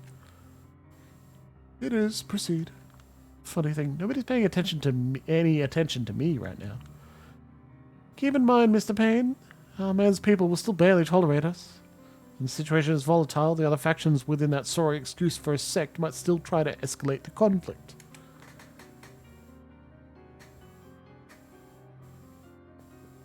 I will do my best to solve this situation as fast as possible. How so? Gideon is momentarily taken back by Arturo's question. I volunteered to coordinate the cause with the Anarchs. Coordinate the case with the Anarchs, of course. I refuse. You have more important duties to focus on. Once more, Kadir is stunned. All due respect, Prince, but if you don't consider me capable of tackling this issue and attending to my usual duties at the same time, I think you gravely underestimate me. Your penchant for working yourself to the bone is well known and appreciated by everyone in this room, Sheriff, but so is your perfectionism. If we do grant your wish and let you investigate while still fulfilling your routine obligations, can you guarantee you're going to give both these tasks your best? I can guarantee something very close to my best. Close to your best doesn't cut it, Alasmai, not when the vultures are out in force. Galan's destruction is sure to cause unrest among the Anarchs, and there's an obvious outlet for their pent-up rage. I want to make this perfectly clear. The celebrations will continue as planned, no matter what. This is why your presence here is absolutely necessary, Sheriff. We rely on your constant protection. Of course, my prince, we must be on a constant vigil for a few days. Alasmai's sword must be constantly pointed at the enemies surrounding us. Timing of the Baron's destruction is impeccable. The Anarch leaders were sure to point at us and claim we're shamelessly celebrating his end. Does anybody believe it's just a coincidence? Murders are messy. Almost as messy as politics. It's impossible to reliably predict the outcome of any violent action. I think it'd be wise for us to brace for a lot of unfortunate coincidences, Aisling. In any case, the rebel can't get the impression that their power struggles are of great concern to us, but they also can't think we have something to hide, which brings me to my point. We do need a symbolic gesture, one displaying expertly measured intensity. My best bet is a humble diplomatic envoy, a low-level official acting as an investigator of sorts. I implore you, Prince. Kadir? He bites his tongue and struggles to collect himself. I rarely see him lose his temper, at least where the Camarilla is involved. What's going on? I wonder about your suggestion for this role. After all, it's not particularly prestigious, but carries a lot of responsibility. We're still talking about a Camarilla representative. Oh, I think there's a very obvious candidate. Both he and Kadir look at me simultaneously. Everyone else in the room does too. Now, wait a second. He can't possibly mean Miss Julia. Oh, once again, your full name eludes me at the moment. Am I allowed to speak? Maybe we should wait for the permission. Before I make up my mind, the sheriff sighs deeply and speaks up. Sawinski. Miss Julia Sawinski, right. I understand you used to be an investigative journalist before your embrace. That's correct. That's correct. Among others, the Banu Hakim Primogen insisted that you are worthy of greater privileges and should be given a chance to prove yourself. Samira measures Arturo with suspicion. Yes? Do you still think she's capable? She looks me deep in the eye. I swear she's telepathically trying to tell me, please, please, please don't fuck this up, you dumbass little white girl. Of course. Good. And I'm sure that you, Alanis Mai, have no problem with your protege embarking on this mission, save for the pain a mother feels when watching a child leave the nest. Whether I do or don't is not particularly important right now, is it? It absolutely is. Bernhard's backing of Arturo momentarily blindsides him. Prince Bernhard, if Arturo's plan is reckless, I want you to tell me. I need a simple yes or no answer. Is the girl capable? Now he knows he's left with no choice. I wouldn't entrust her with all the responsibilities that I have if she wasn't. He exchanges glances with me, but his look is different than Samira's. It's as if he's trying to apologize to me. Here we are then. A recommendation from the Banu Hakim Bimogen and the sheriff. To tell you the truth, I was just throwing out ideas, but with this backing, I can't doubt that the Knight Clan's representative will get the job done. I'm certain each of us feels the same. Mr. Payne? The atmosphere in the room mostly suggests people are glad they don't have to discuss the topic further. A shrug here, an averted gaze there. It is as you say, I will watch the way she handles this situation with great interest. Well then, Miss Sawinski, looks like you've got your chance for a big break. I have conditions. Big break doesn't mean much by itself. All I see is big responsibility placed on my shoulders. What do I stand to gain here exactly? Even though I normally jump at the chance to be useful, I play it cool. All of a sudden, not only everyone acknowledges my existence, but believes I can handle solving a tense criminal case. If something seems too good to be true, let's not be vulgar now. You stand to prove your standing at the court. Yes, we can discuss the particulars based on your performance. Yeah, they don't plan on giving me shit. Figures. It's not like I can refuse, but this is something you need to take into account while taking care of this case. I need a bargaining position if I want to get anything out of this. Yeah, I'll do it. Just point me in the right direction and tell me what to do. Excellent. That leaves us only one more matter, which I hope we can agree on. Prince Panhard signals someone with a hand. The figure emerges from behind the corner. Good evening. Catherine, what a pleasant surprise. Nobody informed us you were in town. Addison, looking healthier than ever. And what does Weiss have to do with it? We need an impartial observer who everyone respects. And as it happens, Catherine always knew how to make friends on both sides without angering either. I beg to I'd be grateful, just for once. You decided against throwing a tantrum about me, High Regent. Painful grimace crosses Aisling's face, but she is quick to interpret the taunt as an invitation to a game she can't possibly win. As long as she can prove herself useful to the proceedings in some way. If half of what I've heard from her, heard about her from Mr. Van der Weyden is true, she should be able to. What did poor Carter say about me this time? Nothing specific. One always has to read between the lines with him, but it was mostly envy. Miss Weiss gracefully attended to mediate between the Anarch representative and the Lasombra representative, ensuring mutual cooperation and mitigating potential conflicts. I felt like a Freudian slip. Lasombra representative, not Camarilla representative, i.e. someone who can be catapulted from the sect without too much damage to the ivory tower if they mess up. Is there a meeting set up? Arturo looks at the clock on the other side of the room. In less than an hour. You'd better hurry then. What the hell? All of this is happening so fast. If the situation is indeed under control, I will drive her and oversee the situation. Out of the question. You've got your orders, Sheriff. Attend to those. You fool. The girl needs guidance. And we need yours. Nobody knows what might happen next. But it's not as if the Anarchs have a lot of love for you, Alasmar. You're too efficient in your duties for them to tolerate you. Better spare Miss Sawinski from having them see the two of you together. Do you think my guidance of Julia would be lacking, Kadir? I never said that. So do you have any objections to putting her under my care? He lowers his gaze, but seems reassured. None whatsoever. That's all I needed to hear. We'll be going then. Wasting no time as usual, I see. Have you at least tried the aperitifs? Waiting is an old person's game, Helene. I still feel young. Remember, if there's anything you need help with. Probably not, but I appreciate the thought nevertheless. Have a great night, everyone. I'll catch up with you later, Addison. I certainly hope you do. And so we leave. In a rush. Funny considering what you told me about being in a hurry yesterday. Scene.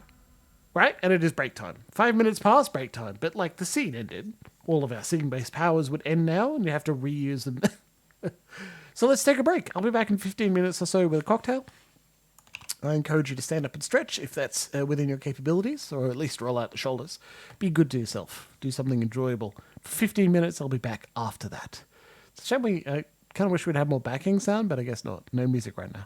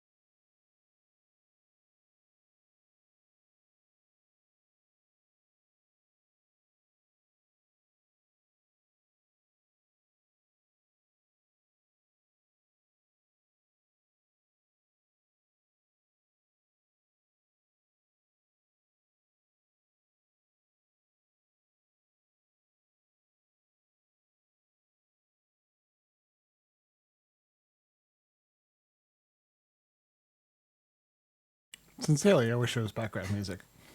Because 15 minutes of like silence with a counter ticking down isn't super engaging. I made a port cocktail thinking it'd be slightly redder. It's not. Brown. Looks like I made it out of a nice brown liquor. I didn't. It's tawny port and a bit of Nocino, which is pretty clever stuff. Green almond liquor and a bit of lemon juice. It's not great. It's drinkable, but like, nah. Terrible flavor. That's what I give it just Googling a random port cocktail. I'm really glad I didn't use Comrade's special wedding port. That's for sipping, baby. We're here. She thanks the chauffeur and lets me out of her car into a quiet neighborhood somewhere in Queens. Seemed like you're in a rush. I couldn't stand the crowd. She's honest. Probably performatively so, just to get into my good graces. Well, it's working.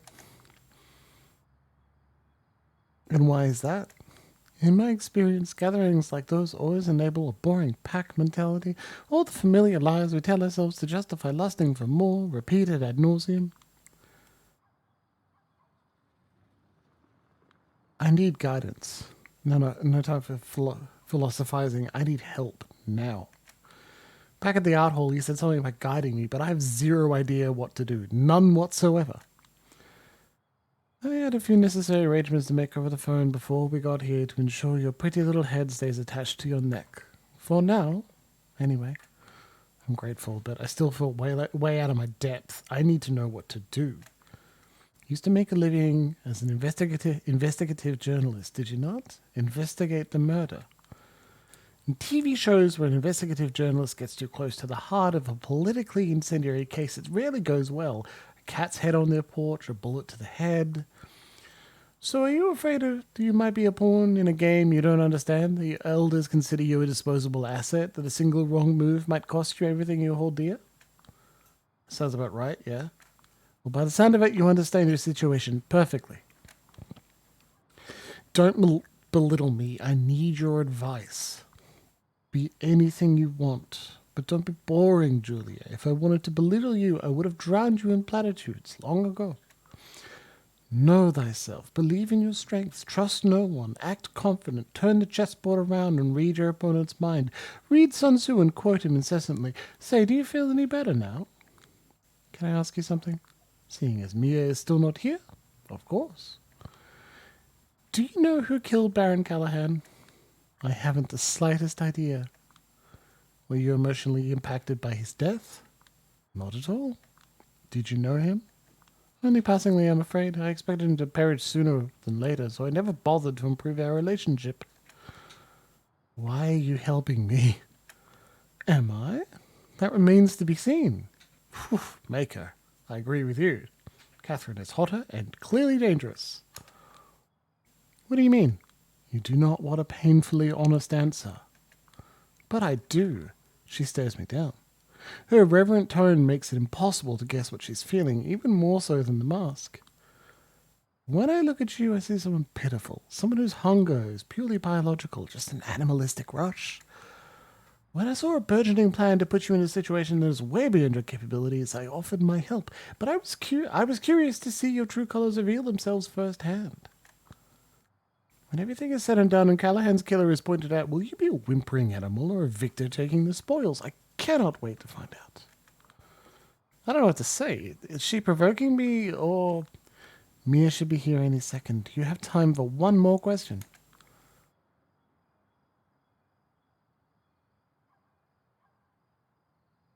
I'm doing it.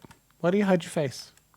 I hope I'm not being rude, but is there a reason you keep your face hidden? Yes, there is a reason, and yes, you are being rude. Sorry, just curious. I understand. But let's say I prefer everyone to come up with their own theories.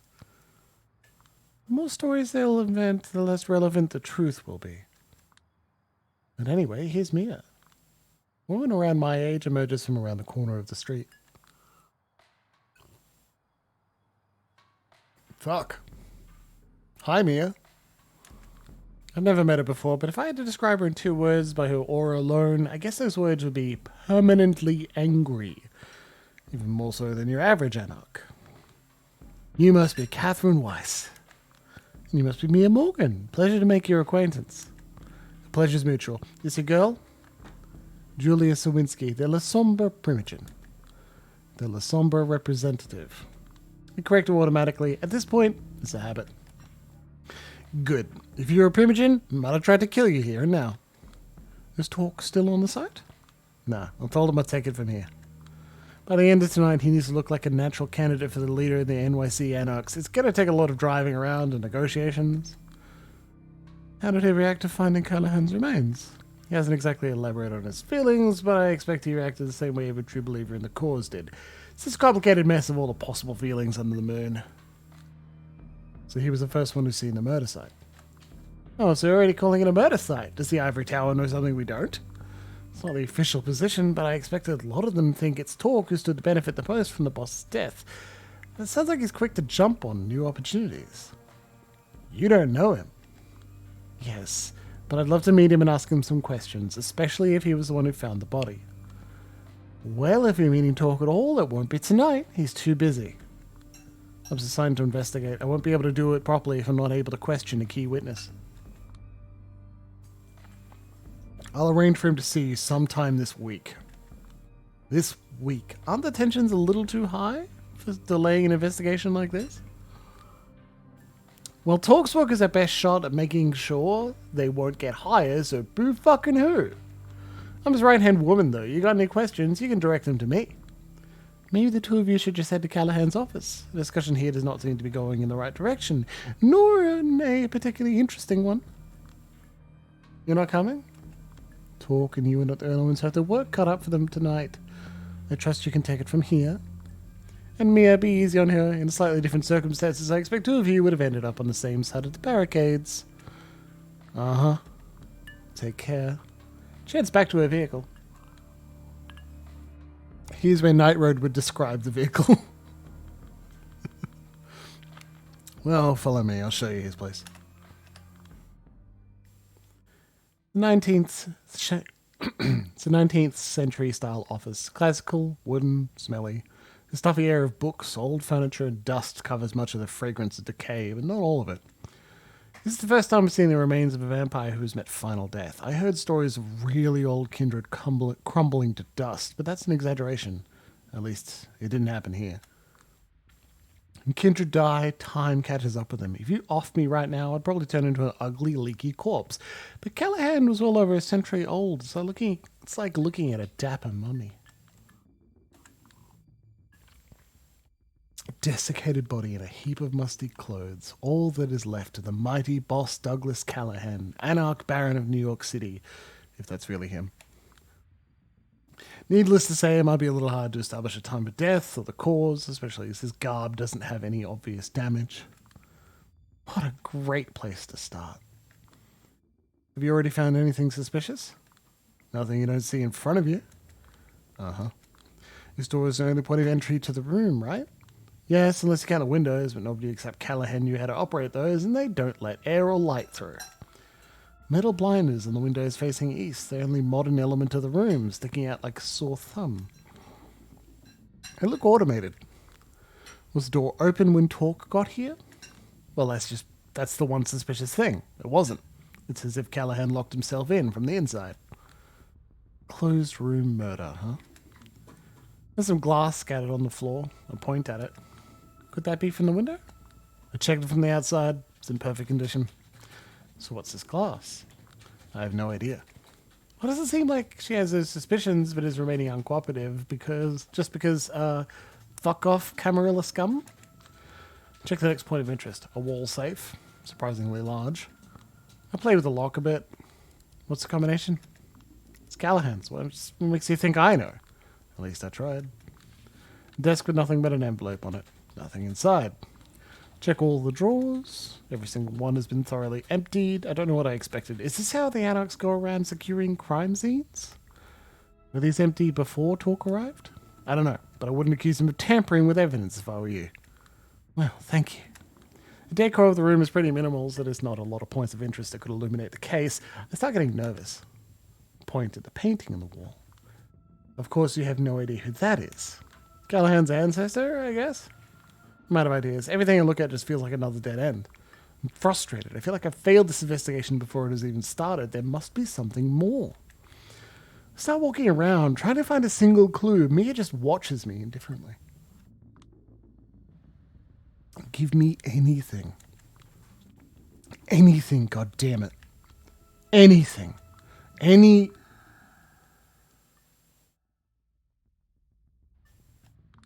Shadow blinks in and out of existence near Callahan's remains. I freeze in place. Are you trying to help me? What are you mumbling about? In case you missed it, I'm not particularly fond of your sect. Doesn't seem like Mia noticed it. Give me just a moment more. She groans under her nose and goes back to messaging someone on her phone. When she does, a shadow appears again.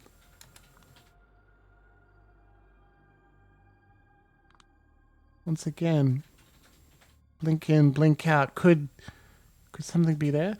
I don't know if there are particular endings in this. I haven't looked it up at all. So I'm just playing naturally. I approach your clothes and start searching them for a clue. Maybe they missed something? Getting desperate, huh? Just being thorough. We've searched the bastard like 3 times. He had nothing of interest on him. How about this? A small card, barely noticeable, looking a bit like a shopping list, is shoved deep into an almost invisible hole in the fabric. I take it out and show it to Mia. You didn't plant that there, did you? No. Did you? Shove off. What's on it? It's a list of 4 names. D'Angelo, Hope, Agathon, Tamika. Any idea what this is about? Beats me. She's lying, but I don't care. Tomorrow night I will meet up with Kadir and ask him to help me figure it out. I think I'm done here. Don't let the door hit you on the way out. Because she sees me as nothing more but an enemy agent. When will I get to meet with Talk? If, and that's a big if, he will agree to meet you on a one-on-one basis, Catherine will let you know. Probably won't let a loyal Camarilla lapdog like you see without her oversight anyway. Camarilla lapdog, huh? It's a risky play, of course. It might backfire, but maybe I'd benefit if I put my loyalty to the court in question.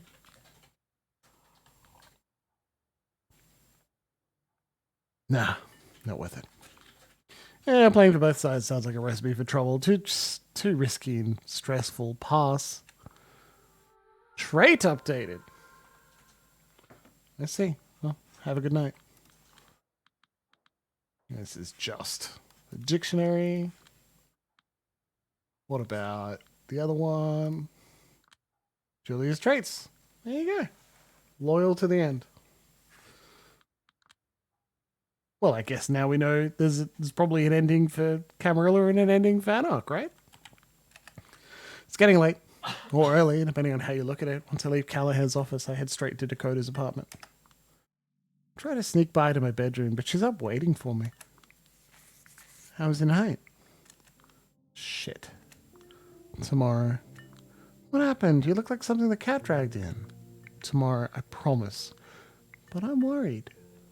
Don't be. Tomorrow. She gives me a concerned look, then closes her eyes, humps her shoulders, and frowns. Alright. You're the best. I reach my pitch-black room and throw myself on the bed. Responsibilities, the stakes, the way I always feel too slow to react properly in these situations. I don't want to think. I want to turn off my brain. I want to drift into the void. Into the void, into the void, into the void.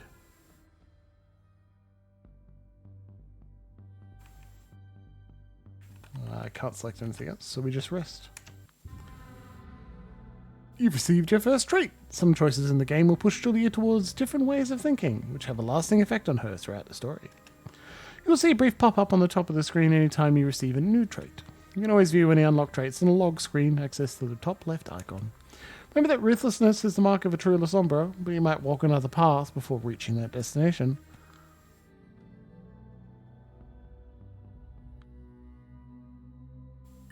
Always told you you'd make it big. Get real. These assholes are just using me in a pawn for some stupid fourth-dimensional chess game. As opposed to just keeping off the chessboard, don't be a glass half-empty buzzkill. Watch them make me a scapegoat or something. That would be exciting. I could write a book about living with a 21st century Lee Harvey Oswald. Come on, don't even joke like that. I haven't killed anyone. Julia? Honey? Neither did Oswald. Yeah, right, I keep forgetting. Stop wriggling or I'll mess your face up. Sorry. I'm always obedient when she's busy working on my makeup.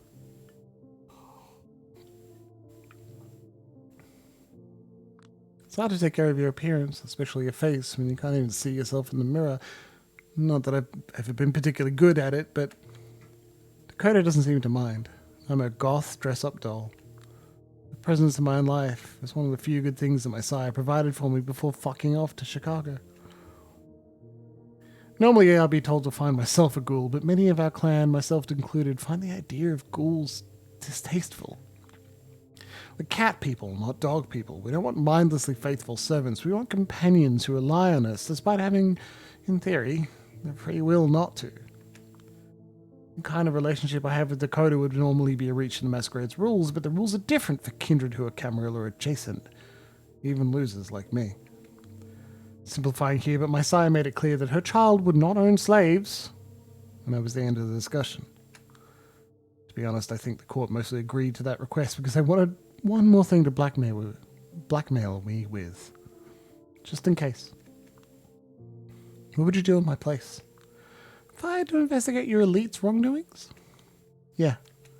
I'd probably look for those rich fucks pedophile rings, look for the assholes who mention pizza suspiciously often, see who has powerful friends in Manhattan jails, stuff like that. Oh, come on.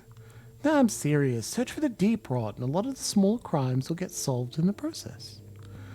What is it with you and conspiracy theories?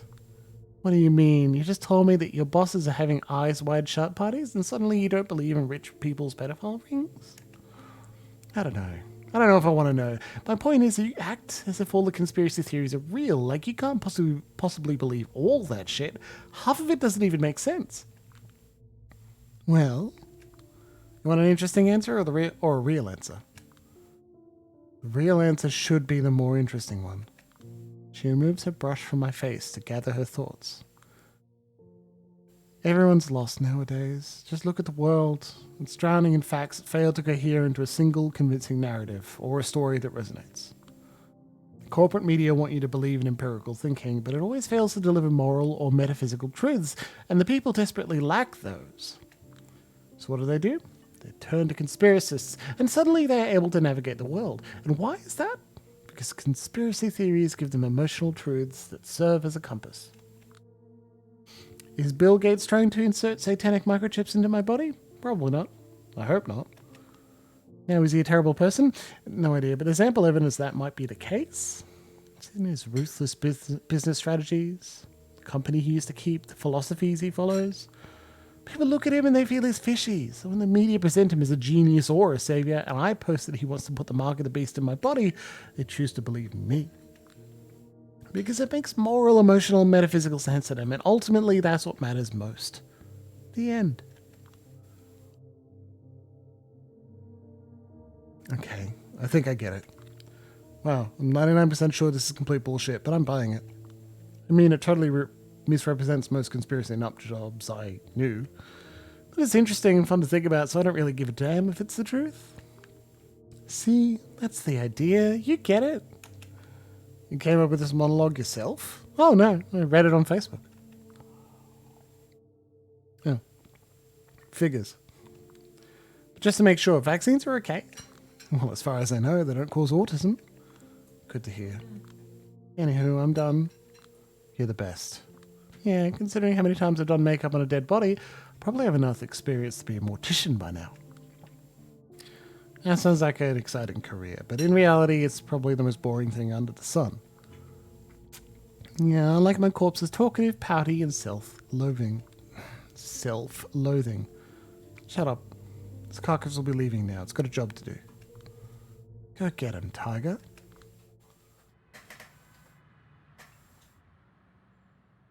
First thing I need to do, meet up with Kadir tonight and report to him. I hope he knows how to guide me out of this mess. He should have time for me in an hour or two. In the meantime, I suppose it's time to find some... What's the most dehumanizing word I could use here? Nourishment. Kadir told me I need to quench my hunger less often if I didn't smoke. It kills you, he said. But to start killing itself, your organism must pretend it's alive, and that uses up precious vitae. But I love cigarettes. The way they smell, the way they burn, the hot ash falling from the top, the sound of the lighter, the way they kill you, of course. And I guess I need some tactile connection to who I was back when I was alive. Okay. New York City. Guide my steps. Show me which one of your children I should drink up tonight.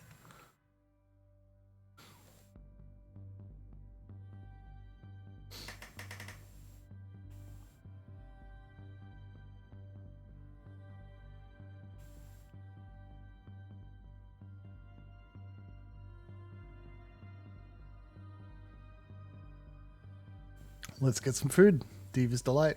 A fitting name for a kiss addict audacious enough to openly pitch her unique taste to those in the know. I'm not in a clubbing mood, but since I need to feed, I might as well give that rumor a shot.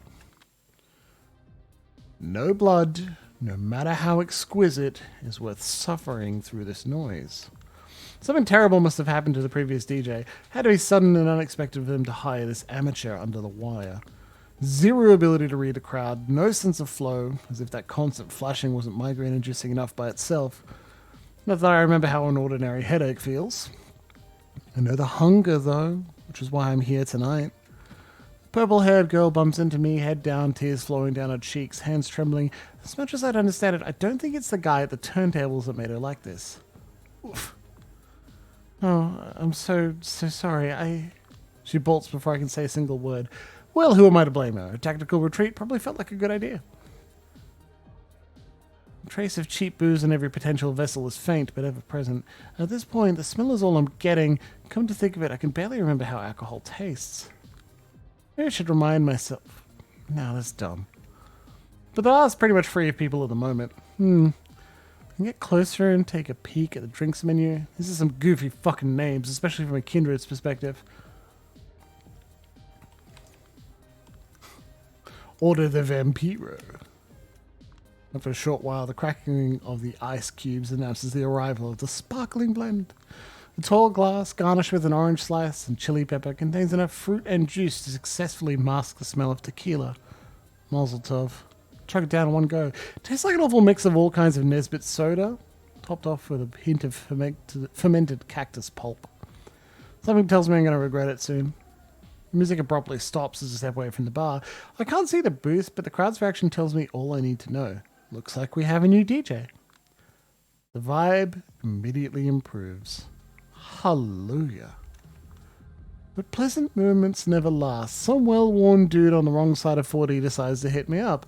Our eyes meet for a brief moment, slightly too late for me to outmaneuver him. Strangely, there's no lust in his gaze, and yet he seems like a predator closing in on his prey. Shit, could he be the rumored Diva's Delight? A kiss addict clocking me as a bloodsucker? How come you're here all alone, sweetheart? Can't pinpoint exactly what it is, but there's something irksome in the way he carries himself. As he approaches me, I begin to feel fatigued. Like there was a sudden drop in atmospheric pressure. Let's just ignore him. I turn my back to him, hoping he'll get the message. He doesn't. I can feel his eyes burning holes in my skull. Sure enough, when I look again, he's still there. I feel spiders crawling up my spine. Is there something wrong? Here, let me... Hands off, asshole. We got ourselves some disciplines. Potence. No, dominate. Let's make him go away. I can barely focus on his eyes, but he freezes in place for a moment. Hey, Stallion, how about you go bother that guy? He struggles with my chaotic command and gives me an unsettling look, but in the end, he seems to do what I wanted him to do. He approaches on Meathead, who immediately turns hostile. Meathead's first punch breaks the guy's nose. I don't wait to see the second one. So meaning that also didn't strain me enough, an acrid feeling rises in my gut, instantly making me nauseous. I'd barely make it to the nearest empty lounge before I begin violently throwing up. For a minute straight, I sprayed a couch with what remains of that wretched cocktail. It's not a pleasant sight. Get a hold of myself as soon as my stomach empties. Shit, Julia, your life has had more than its fair share of avoidable embarrassments. Is it unnecessary for your afterlife to have it too? Time to bail and not look back. Right before I reach exit, the purple-haired girl from earlier bumps into me once again. This time I know it's not coincidental. Wait, please. She seems startled. It gives me a pleading look. I saw what you did to that man. Are you one of them? What are you talking about? Who's them? She bares her teeth and taps the side of her neck. Huh, I get it. So you're the Diva's delight. She blushes innocently, like I just caught her stealing cookies. Yes, it sounds silly, I know, but I thought it would attract some kind of, some of your kind. I've always been told I taste good.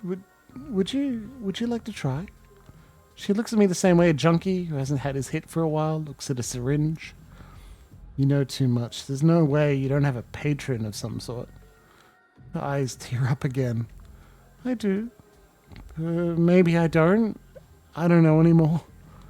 He shows up whenever he wants and disappears for weeks. I don't even know his name. We were supposed to meet here tonight, but guess he didn't show up. The girl keeps talking. Now that she's found somebody new to open up to, any instinct of what she might have had to remain secretive is gone.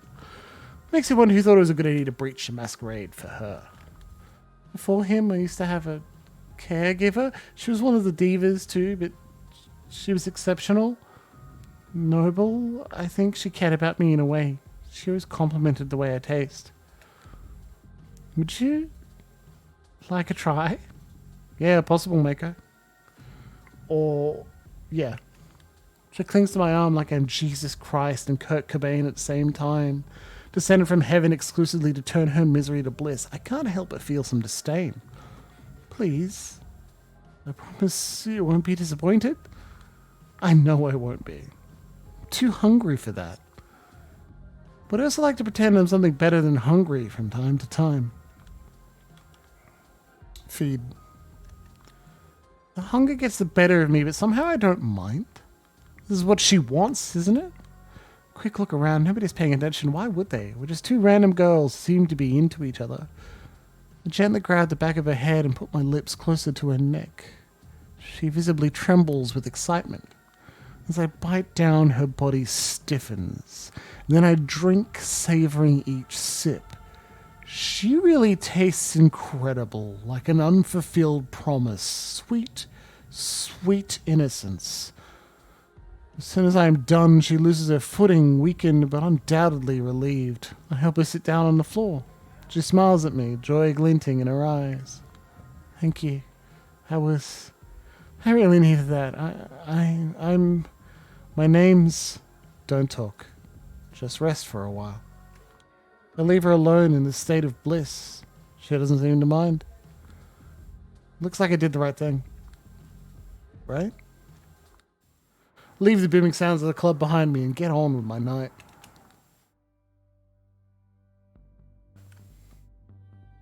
Samira is asking me to meet her.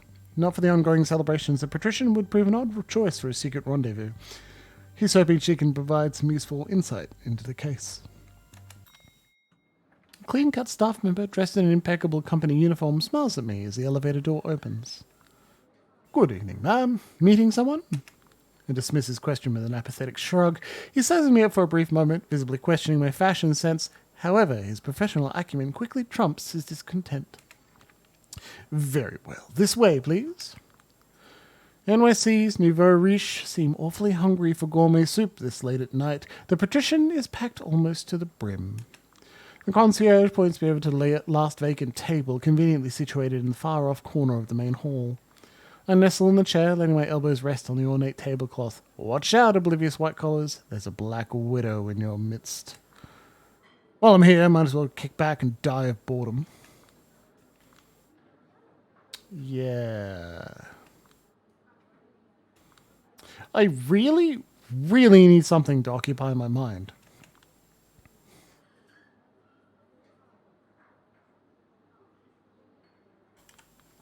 Let's be a little shit and have a smoke. The pretentious atmosphere gradually begins to creep under my skin, straining my mind and dulling my awareness. Take a peek into my trusty medicine pack. 2 cancer sticks left.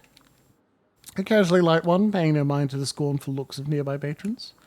The aura enveloping this place is suffocating. Everyone here seems so incredibly toffee-nosed, as if they were destined for greatness by sheer virtue of their birth. Airs and graces everywhere you look, an adorned hamster cage where everyone is trying to either suck up to their betters or get their asses kissed by over-eager underlings. The fact that I find this so pathetic is probably part of the reason why I never amounted to anything. Say, Livy. As I take another whiff, I noticed a well-groomed staff member, the manager I guess, gazing at me from behind his horn rims. He's competent enough to keep up appearances, but I can tell he's on the warpath. Eyeball him until he yields. There's something about this guy that just rubs me the wrong way. Nonchalantly exhale clouds of smoke and return his menacing look. He just turns his back on me as if nothing happened. As I continue to scan my surroundings, I notice a concierge entering a phone call. I'm frantically jotting down a note. Good. Get back to work, buddy. Just as the thought of leaving crosses my mind, he glances at me briefly before hanging up. Concierge quickly closes in on me, dancing habitually between the 2 tables, and addresses me before I can even utter a single word. Excuse me, ma'am, are you Miss Sawinski, by chance? As soon as I nod, he hands me a carefully folded memo and leaves. For how quickly he scribbled it down, the note is impeccably calligraphed. Calligraphed? Calligraphed? I don't know. It reads... The manager of this establishment insulted the Camarill's authority with his negligence. Even though it is minor, his transgression must be penalized. I would like you to assist me in this matter. Such a display of goodwill on your part would surely improve your standing with the higher-ups. Choose an appropriate, non-lethal punishment. S. Well, this is disappointing. It was a high order to expect any help with the investigation, I guess. Instead, just another chore. Best I can hope for is that this really is just a friendly request, not a deliberate attempt to derail my work this early in the game. Yeah, damn it. Might as well get it done since I'm already here, so I can move on with more pressing stuff. Swiftly approach the manager and tap him on the shoulder. He furrows his brow as soon as he notices me. I'm afraid I'm busy. One of the waiting staff should be able to. We have something to discuss. The VIP lounge now, if you please. His face loses colour. Maybe it has dawned on him that I'm even paler than the other, more blue-blooded guests. He immediately becomes compliant as I escort him through a side door. The room isn't empty, but his guests are just leaving. Nobody pays me any attention. The manager is as polite as he can be when he sees the patrons out, but I can see he's clearly losing his shit. Quietly asks one of his staff to give him 5 minutes in the lounge, and gingerly closes the doors behind him. Then the pleading starts. Listen, I know I screwed up. I shouldn't have let him in. How could I know he's not one of the proper clients? I don't give a... Listen, hey, I would never... I implore you. I have children, for Christ's sake. There must be something, an arrangement, a way to... He just goes on as if I'm not even there. With each subsequent whimper, he becomes more and more irritating. Explain. Just shut up for a goddamn second. My outburst finally makes him hold his tongue. I light up the last cig in the package and take a slow puff, trying to compose myself. I have no use for explanations or justifications. I don't know what sort of transgression you've committed. I should never have let this Sansaric guy in. Truth be told, I don't give a shit. It will never happen again, I swear on my mother's grave. Just, I'm not that good a judge of character, but him pleading with his arms out really makes him look like the biblical wayward son, swearing to change his ways.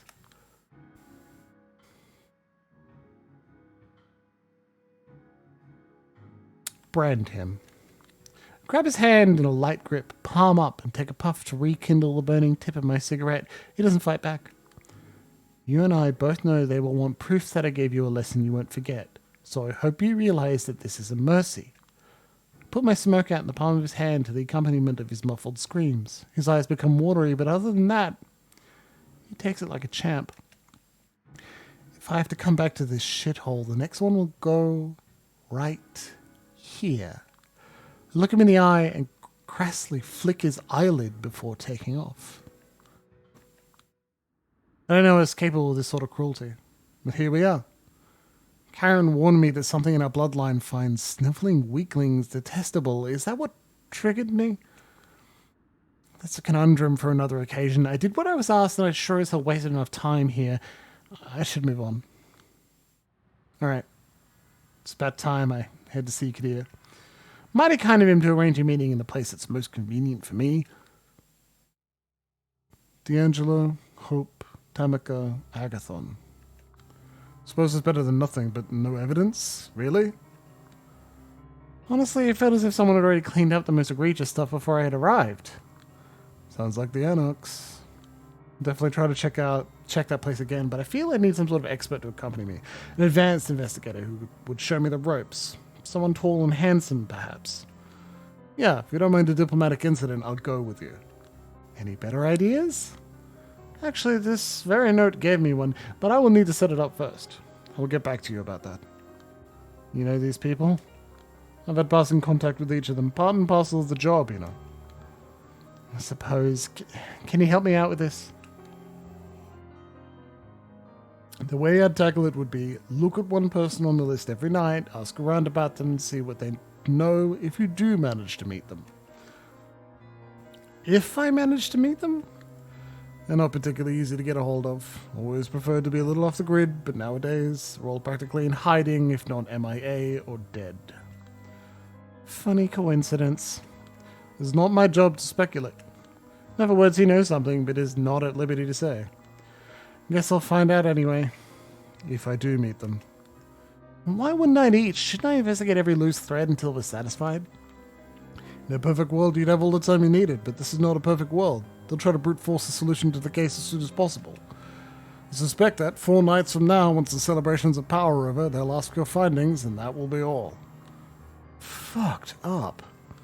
To be brutally honest, my focus wouldn't be on solving the murder. Instead, I'd focus on not embarrassing yourself. Fucked up. This is part of why I didn't want you to get involved. You couldn't possibly think Arturo was something. The entirety of your investigation is just for show. You were meant to be an unwitting actor. If it wasn't for the loyalty I feel toward Kadir, Samir, and my sire, God knows the memory of my embrace still holds too much sway on me. I'd have plotted a vendetta against these assholes long ago.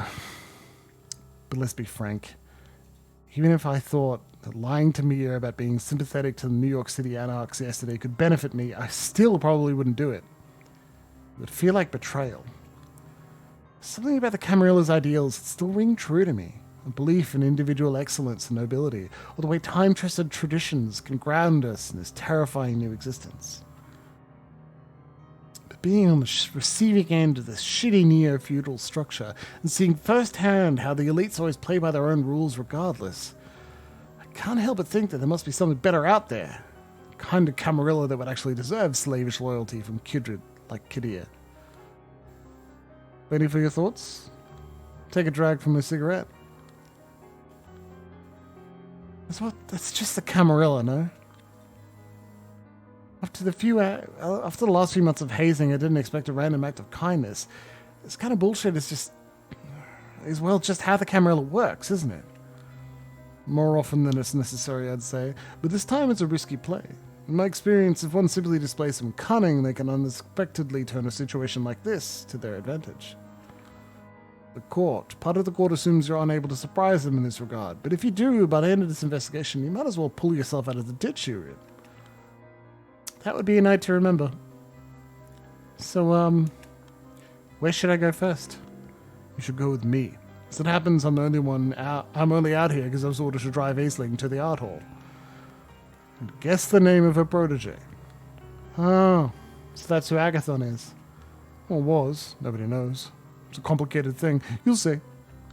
I'm on the clock, so let's get a move on. Like your magic, fairy godmother. Still not done with this bit? Not while it's still bothering you. I'm leaving you behind if you don't keep up.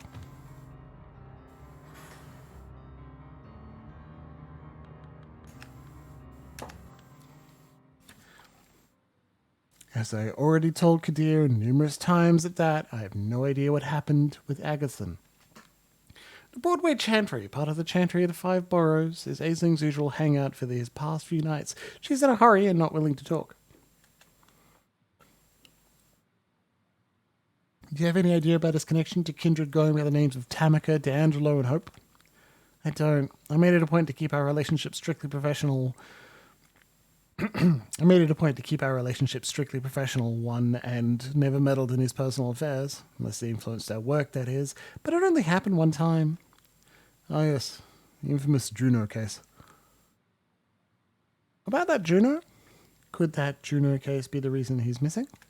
I seriously doubt it for many reasons. I think the boy's lost his appetite for studying blood magic and set out to do a little soul searching. It's quite rude of him not to give me a proper warning before he departed. Still, this line of work is not particularly favoured by folks with a perfect grasp of savoir-vivre. Savoir-vivre. I do hope his search will bring him right back where he started, begging me to take him in. The boy is talented. I did put a lot of time into mentoring him. If he doesn't, well, que sera, sera. No skin off my back. So he won't even entertain a possibility that he's found himself in harm's way. I know an answer to that one. A researcher's mindset. She doesn't think it's worth considering the worst case scenario seriously and just takes things as they come. Precisely. For example, if climate change scientists didn't operate this way, most have put a bullet in their own head long ago. Fuck that. Let's try that again.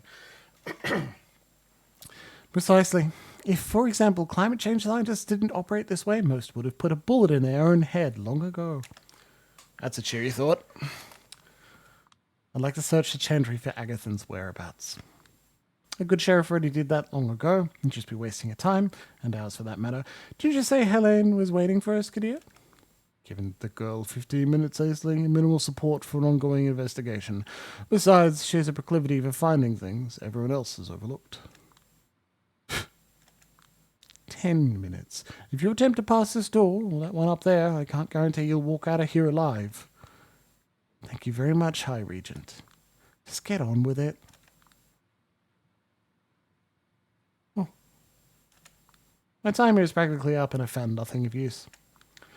Seems Agathon was completely dedicated to his work. Even his personal quarters are as barren as it gets. No personal touch whatsoever. Nothing I could go by. It's all research. It seems like such a bore. Focus, Julia. What would you do if you were a warlock workaholic? Where would you leave clues to your whereabouts? What would you do if you found yourself in mortal danger and wanted Dakota to know? It's loose. Was that? Yeah. It was facing this way, huh? I approached a place where I saw the shadowy silhouette appear. It's a brick wall, and one of the bricks is loose. Kadir and Aisling are in another room right now, still discussing the party. It's not that bad. You ought to find humor in the little things. You ought to learn how to find humor in the little things. It's demeaning, Sheriff. That's all there is to it. It's time. I work the brick loose until I can grip it, then I tug it as silently as possible, revealing a hole in the wall. Inside is a book. I browse through it quickly. Agathon's diary. That's a bingo.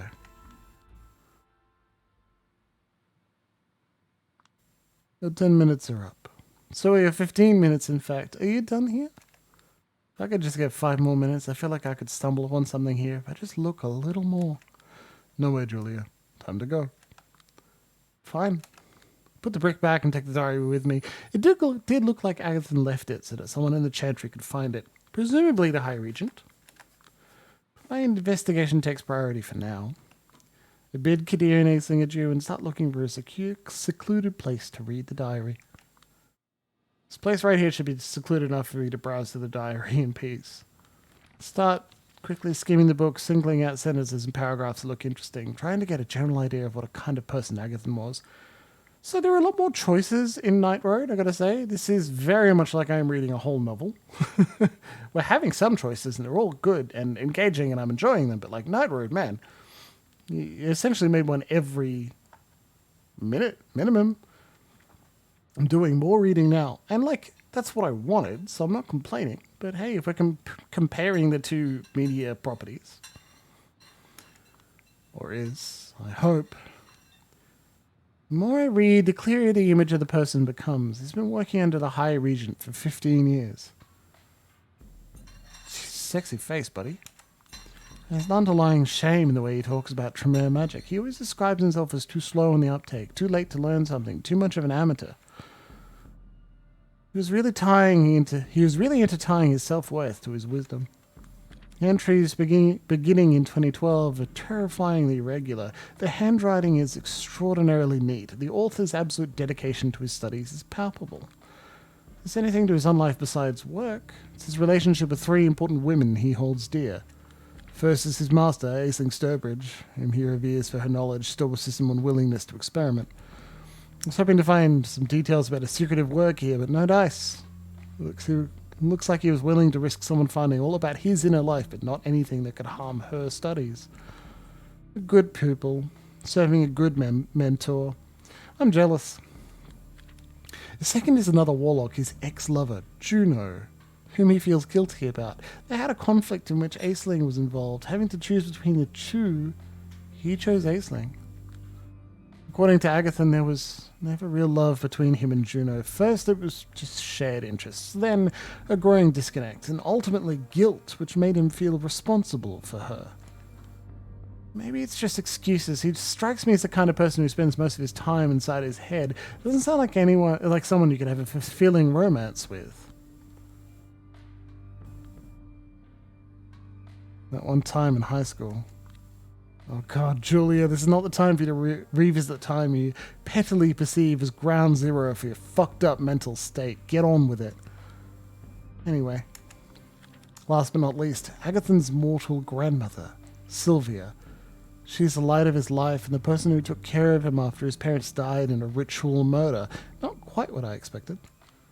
Her family used to serve a cruel vampire in Mexico City, and it was retribution for their escape. She was the lead Tremere used to track him down, actually. He was keeping her alive for a long time, but a few months ago her heart gave up. Agathon blamed his insufficient skills. The kind of man who carries the entire world on his shoulders. Left alone with Aisling, he drowned himself in work and eventually burned out. But it doesn't sound like Sylvia's death was the only event that triggered his depression spiral. Some kind of incident back in 2019. He doesn't cite specifics. Another thing he was worried about writing down is all vague memories of a person who made him fly too close to the sun. Whatever happened had the same effect as his grandma's death. New York stopped feeling like a home to him. It became alien, empty, grotesque. His words. I checked the first page. There's a recent photograph of him glued to the inner side of the cover. He's facing away from the camera, only showing his profile and striking a rather dramatic pose. First, it looks kind of poserish to me. However, on closer inspection, it seems like a goodbye photo. Final melancholic glance he throws in your direction before disappearing for good. There's also a single black feather. No idea what it means. Something's written next to the photograph with a lot of flourish. It looks like a poem? More than annoyed, sad. More than sad, unhappy. More than unhappy, suffering. More than suffering, abandoned. More than abandoned, alone in the world.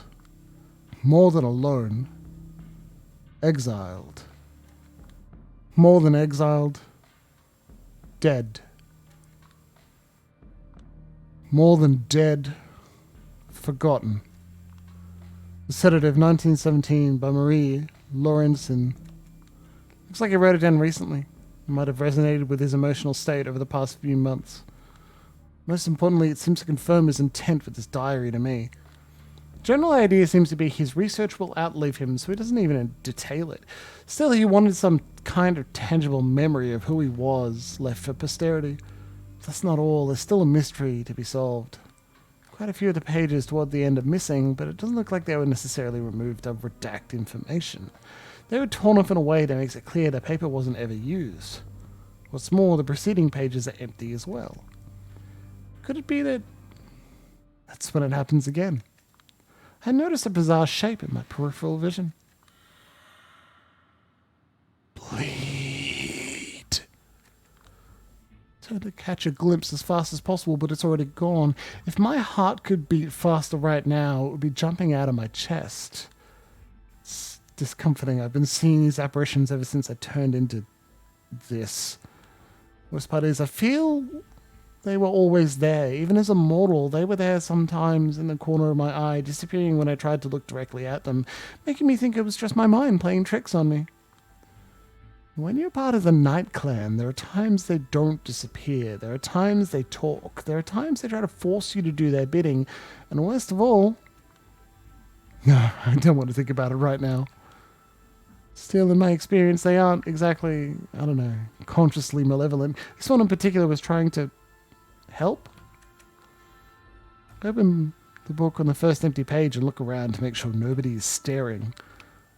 And I cut myself using a razor I keep in my pocket just in case. It's not a deep slice. I just want to let out a droplet of vitae fall onto the page. That's when the letters appear. Look at me, a clown, no longer confident that any of my people can be trusted. I turned to a spick, a Camarilla spick at that. Fuck. I've immediately fallen for Agathon.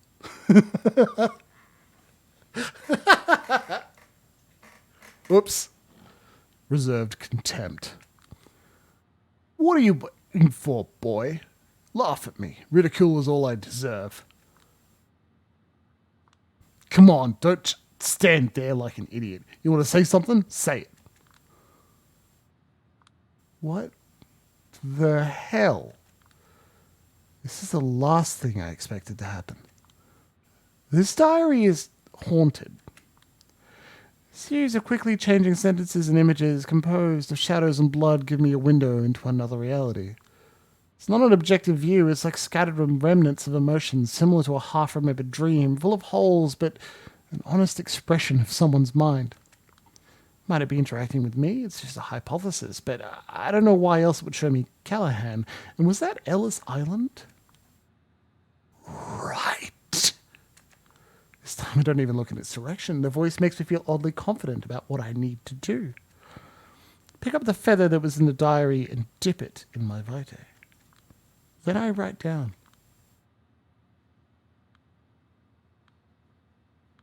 Compassion. Let's try compassion. You may call me whatever names you want. I will still pity you, old man. Well, that ain't grand of you. I see what you are. In some ways, compassion from the likes of me is probably the worst gift you could get.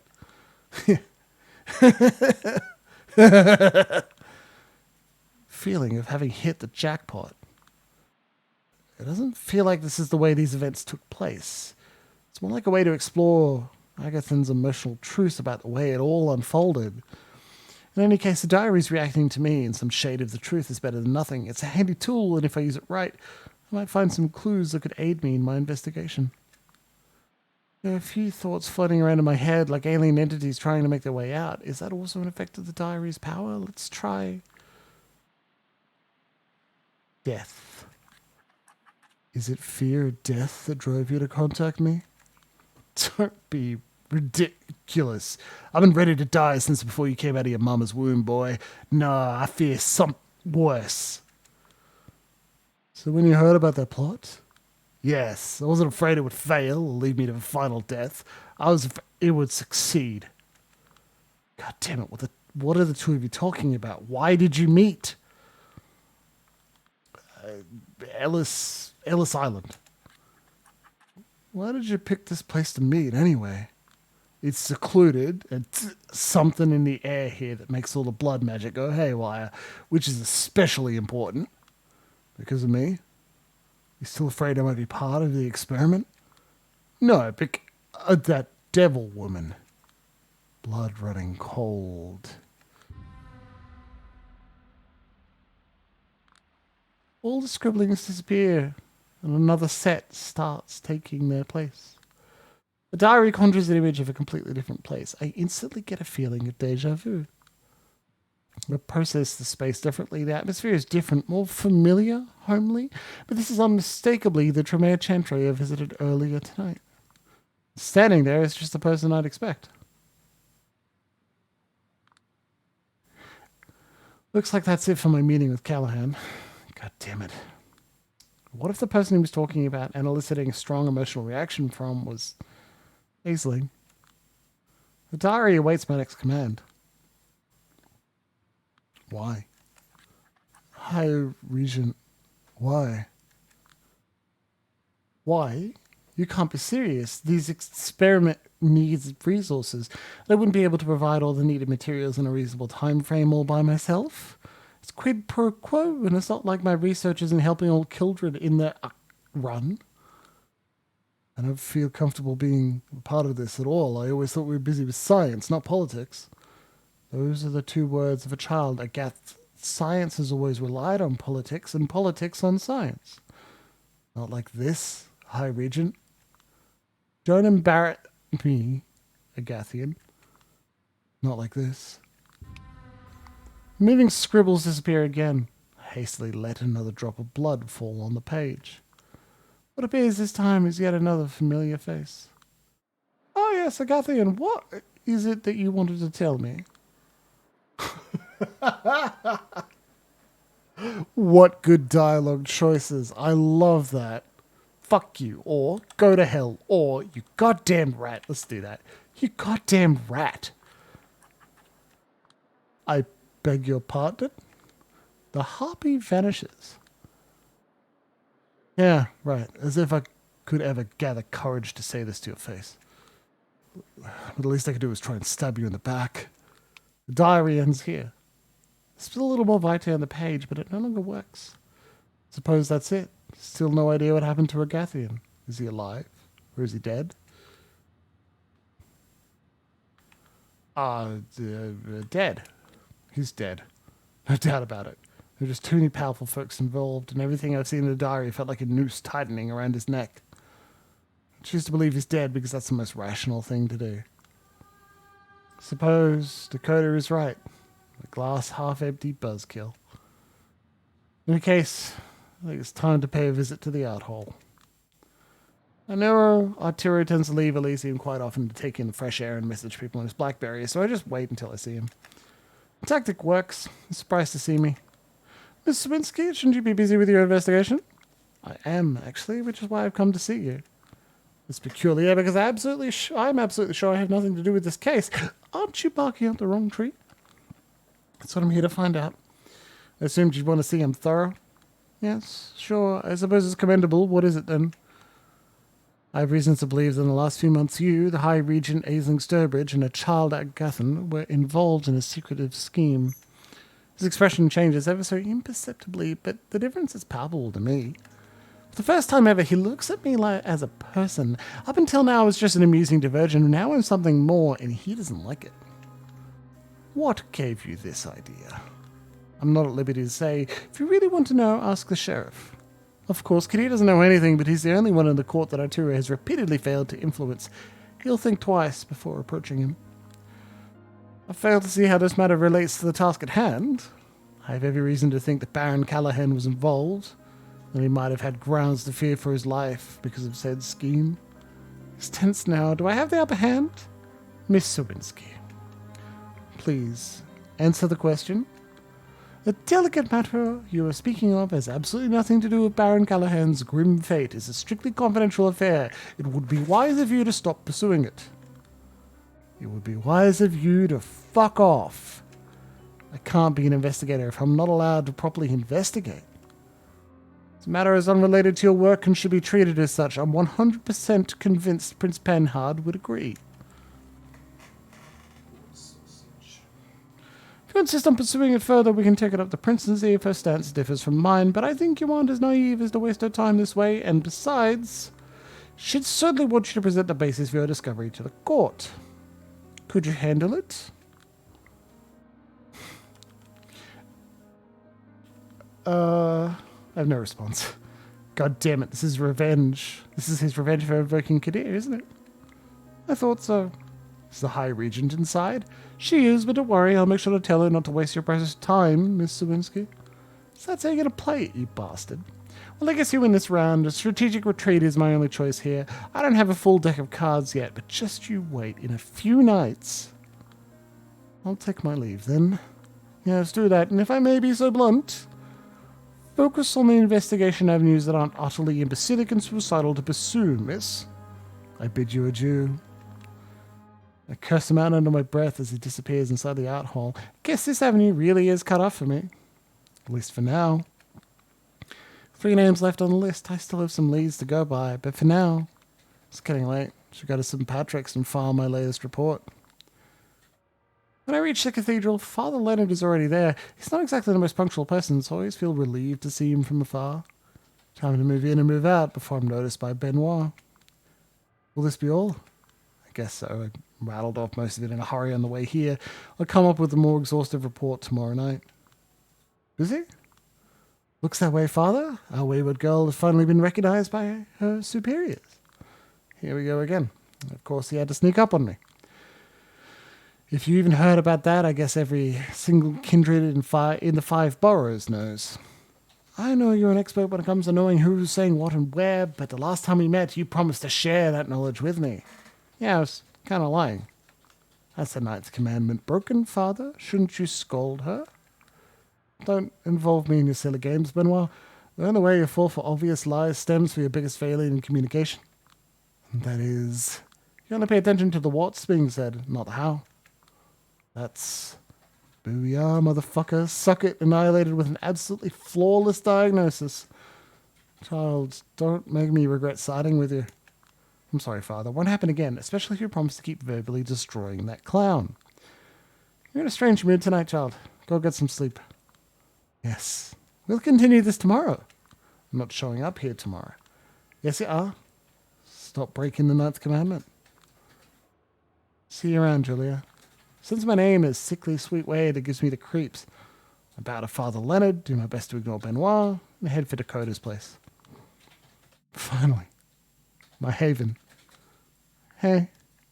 Hey. Another tough night? You don't know the half of it.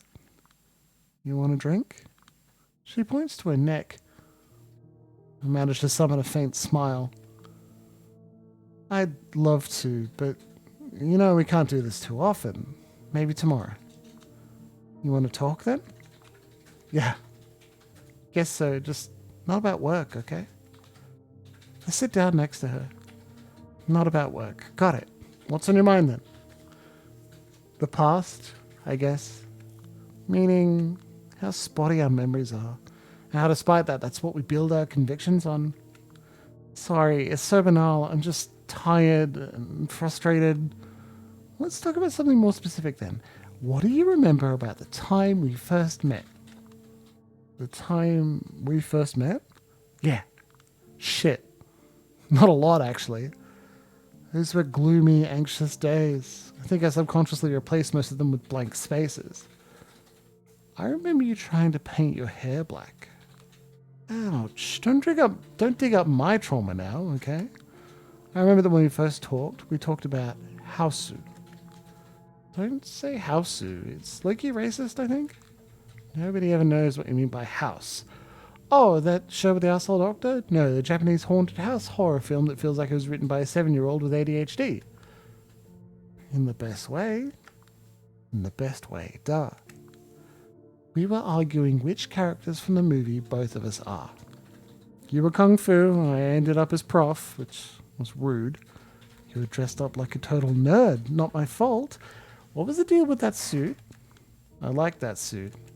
Yeah, it was okay. I remember you helping out with the graphic design whenever you needed it. Funny, I remember you needing help with writing as something that tended to happen far more often. Yeah. We developed a fun, shared aesthetic with similar surface concerns, and it bonded us together even before we made sure we were fully compatible deep down as human beings. Hell, I'm not even sure we are. Hell, I'm still not sure we are, especially now with me not being a human being anymore. But hey, at least we both agree that this bedroom feels super comfy. I remember always being left out of your social circles. Always knocking at the door from the outside. Oh, forget it. My social circles are full of out-of-touch, snobby assholes. Yeah, but it felt weird how much they avoided me. And there was that one time with Isabella. All of a sudden, one thing Isabella said at one party flashes in my mind with startling clarity. After midnight, in that kitchen, without context, she just walked up to me and... She will isolate you, she will suck you dry, and she'll move on to the next target. That's the only thing she knows. Ugh, that remind me of Isabella. She always resented me. It's been so long. It's all baseless conjecture now, but what if she really did isolate me on purpose back then? Glass half empty, my ass. Something is off here, and that might be a part of it. I can't rule that out, at least. I won't say anything, but it's worth keeping in mind for the future. Being naturally suspicious is a virtue, whatever Dakota says. So, like... Log, glass half empty, that's a trait. Maybe you should have said he's alive. I don't know. I like Dakota. I don't want to do anything mean to her. Let's just carry on as if nothing happened. Yeah, forget Isabella. Let's just drop this talk. I'm frustrated enough. I need a reset.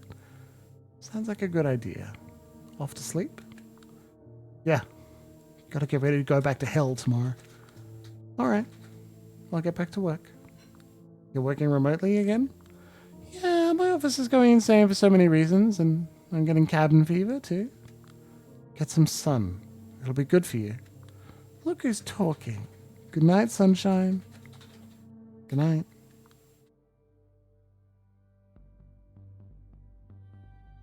I like how you have to deliberately choose rest. Like, okay, well, the night's over now. Dawn is on the horizon. A few minutes after I wake up, I see a message slipped under the apartment's front door. Kadir? Yeah, it looks like it's got a short window to meet me in Queens a few hours from now. Willet's Point. Single suggestion. Get ready for action. Fine then, I will. Best way to do it would be to clear my mind. Just walk without thinking, reset the framework. Some fresh air should do it. Maybe a chance meeting with someone could get me out of this mental rut, let me look at the world from a different angle for a while, and improve my mood. Hello, Captain. Although when it comes to improving one's mood, nothing beats some crimson red pouring down my throat. Not to mention, these cigarettes taste best with a full stomach. Let's go. Meow. Meow. Well, before we make this decision, we should recognize that it is 2 minutes to our usual finish time, right? So let's end it here, huh?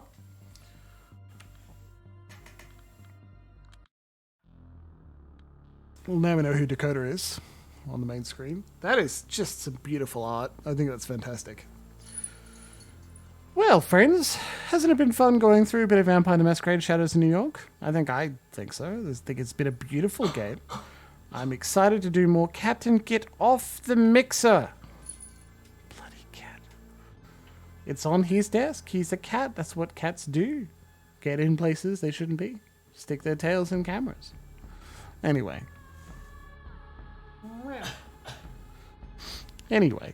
We'll be on Monday for more Pillars of Eternity. We're coming close to the end of that game. After that, we'll figure out whether we're doing Swan Song, continue Shadows of New York, maybe. But next Wednesday, I'll be off. Emma needs the microphone, and I'll be taking just a brief break, probably to play some Andromeda, get through my backlog, write an essay. I do have an essay due, not this Sunday, but next, so, that would be good timing for it. In any case, it has been a lot of fun talking through more Shadows in New York and more Vampire and reading more Purple Prose. I think you should all give a shout out to Draw Distance, the developers on Twitter. Maybe pick up a copy of Shadows of New York yourself if you enjoy it. I did give away a key to this, to Comrade. Maybe if you ask nicely and he hasn't already used it. Maybe if you ask nicely, he'll stream it himself. Anyway, I want to shout out my fellow contributors in the gang of miscreants like Golem King and False Security and, of course, Dead Man's Tea Party. Do check out all the people I recommend on stream because they are a lot of fun. Otherwise, I hope you have an excellent day and a beautiful week, and I will see you Monday evening. And remember to tell the people you love them very much. Because life can turn to undeath so much faster than you expect.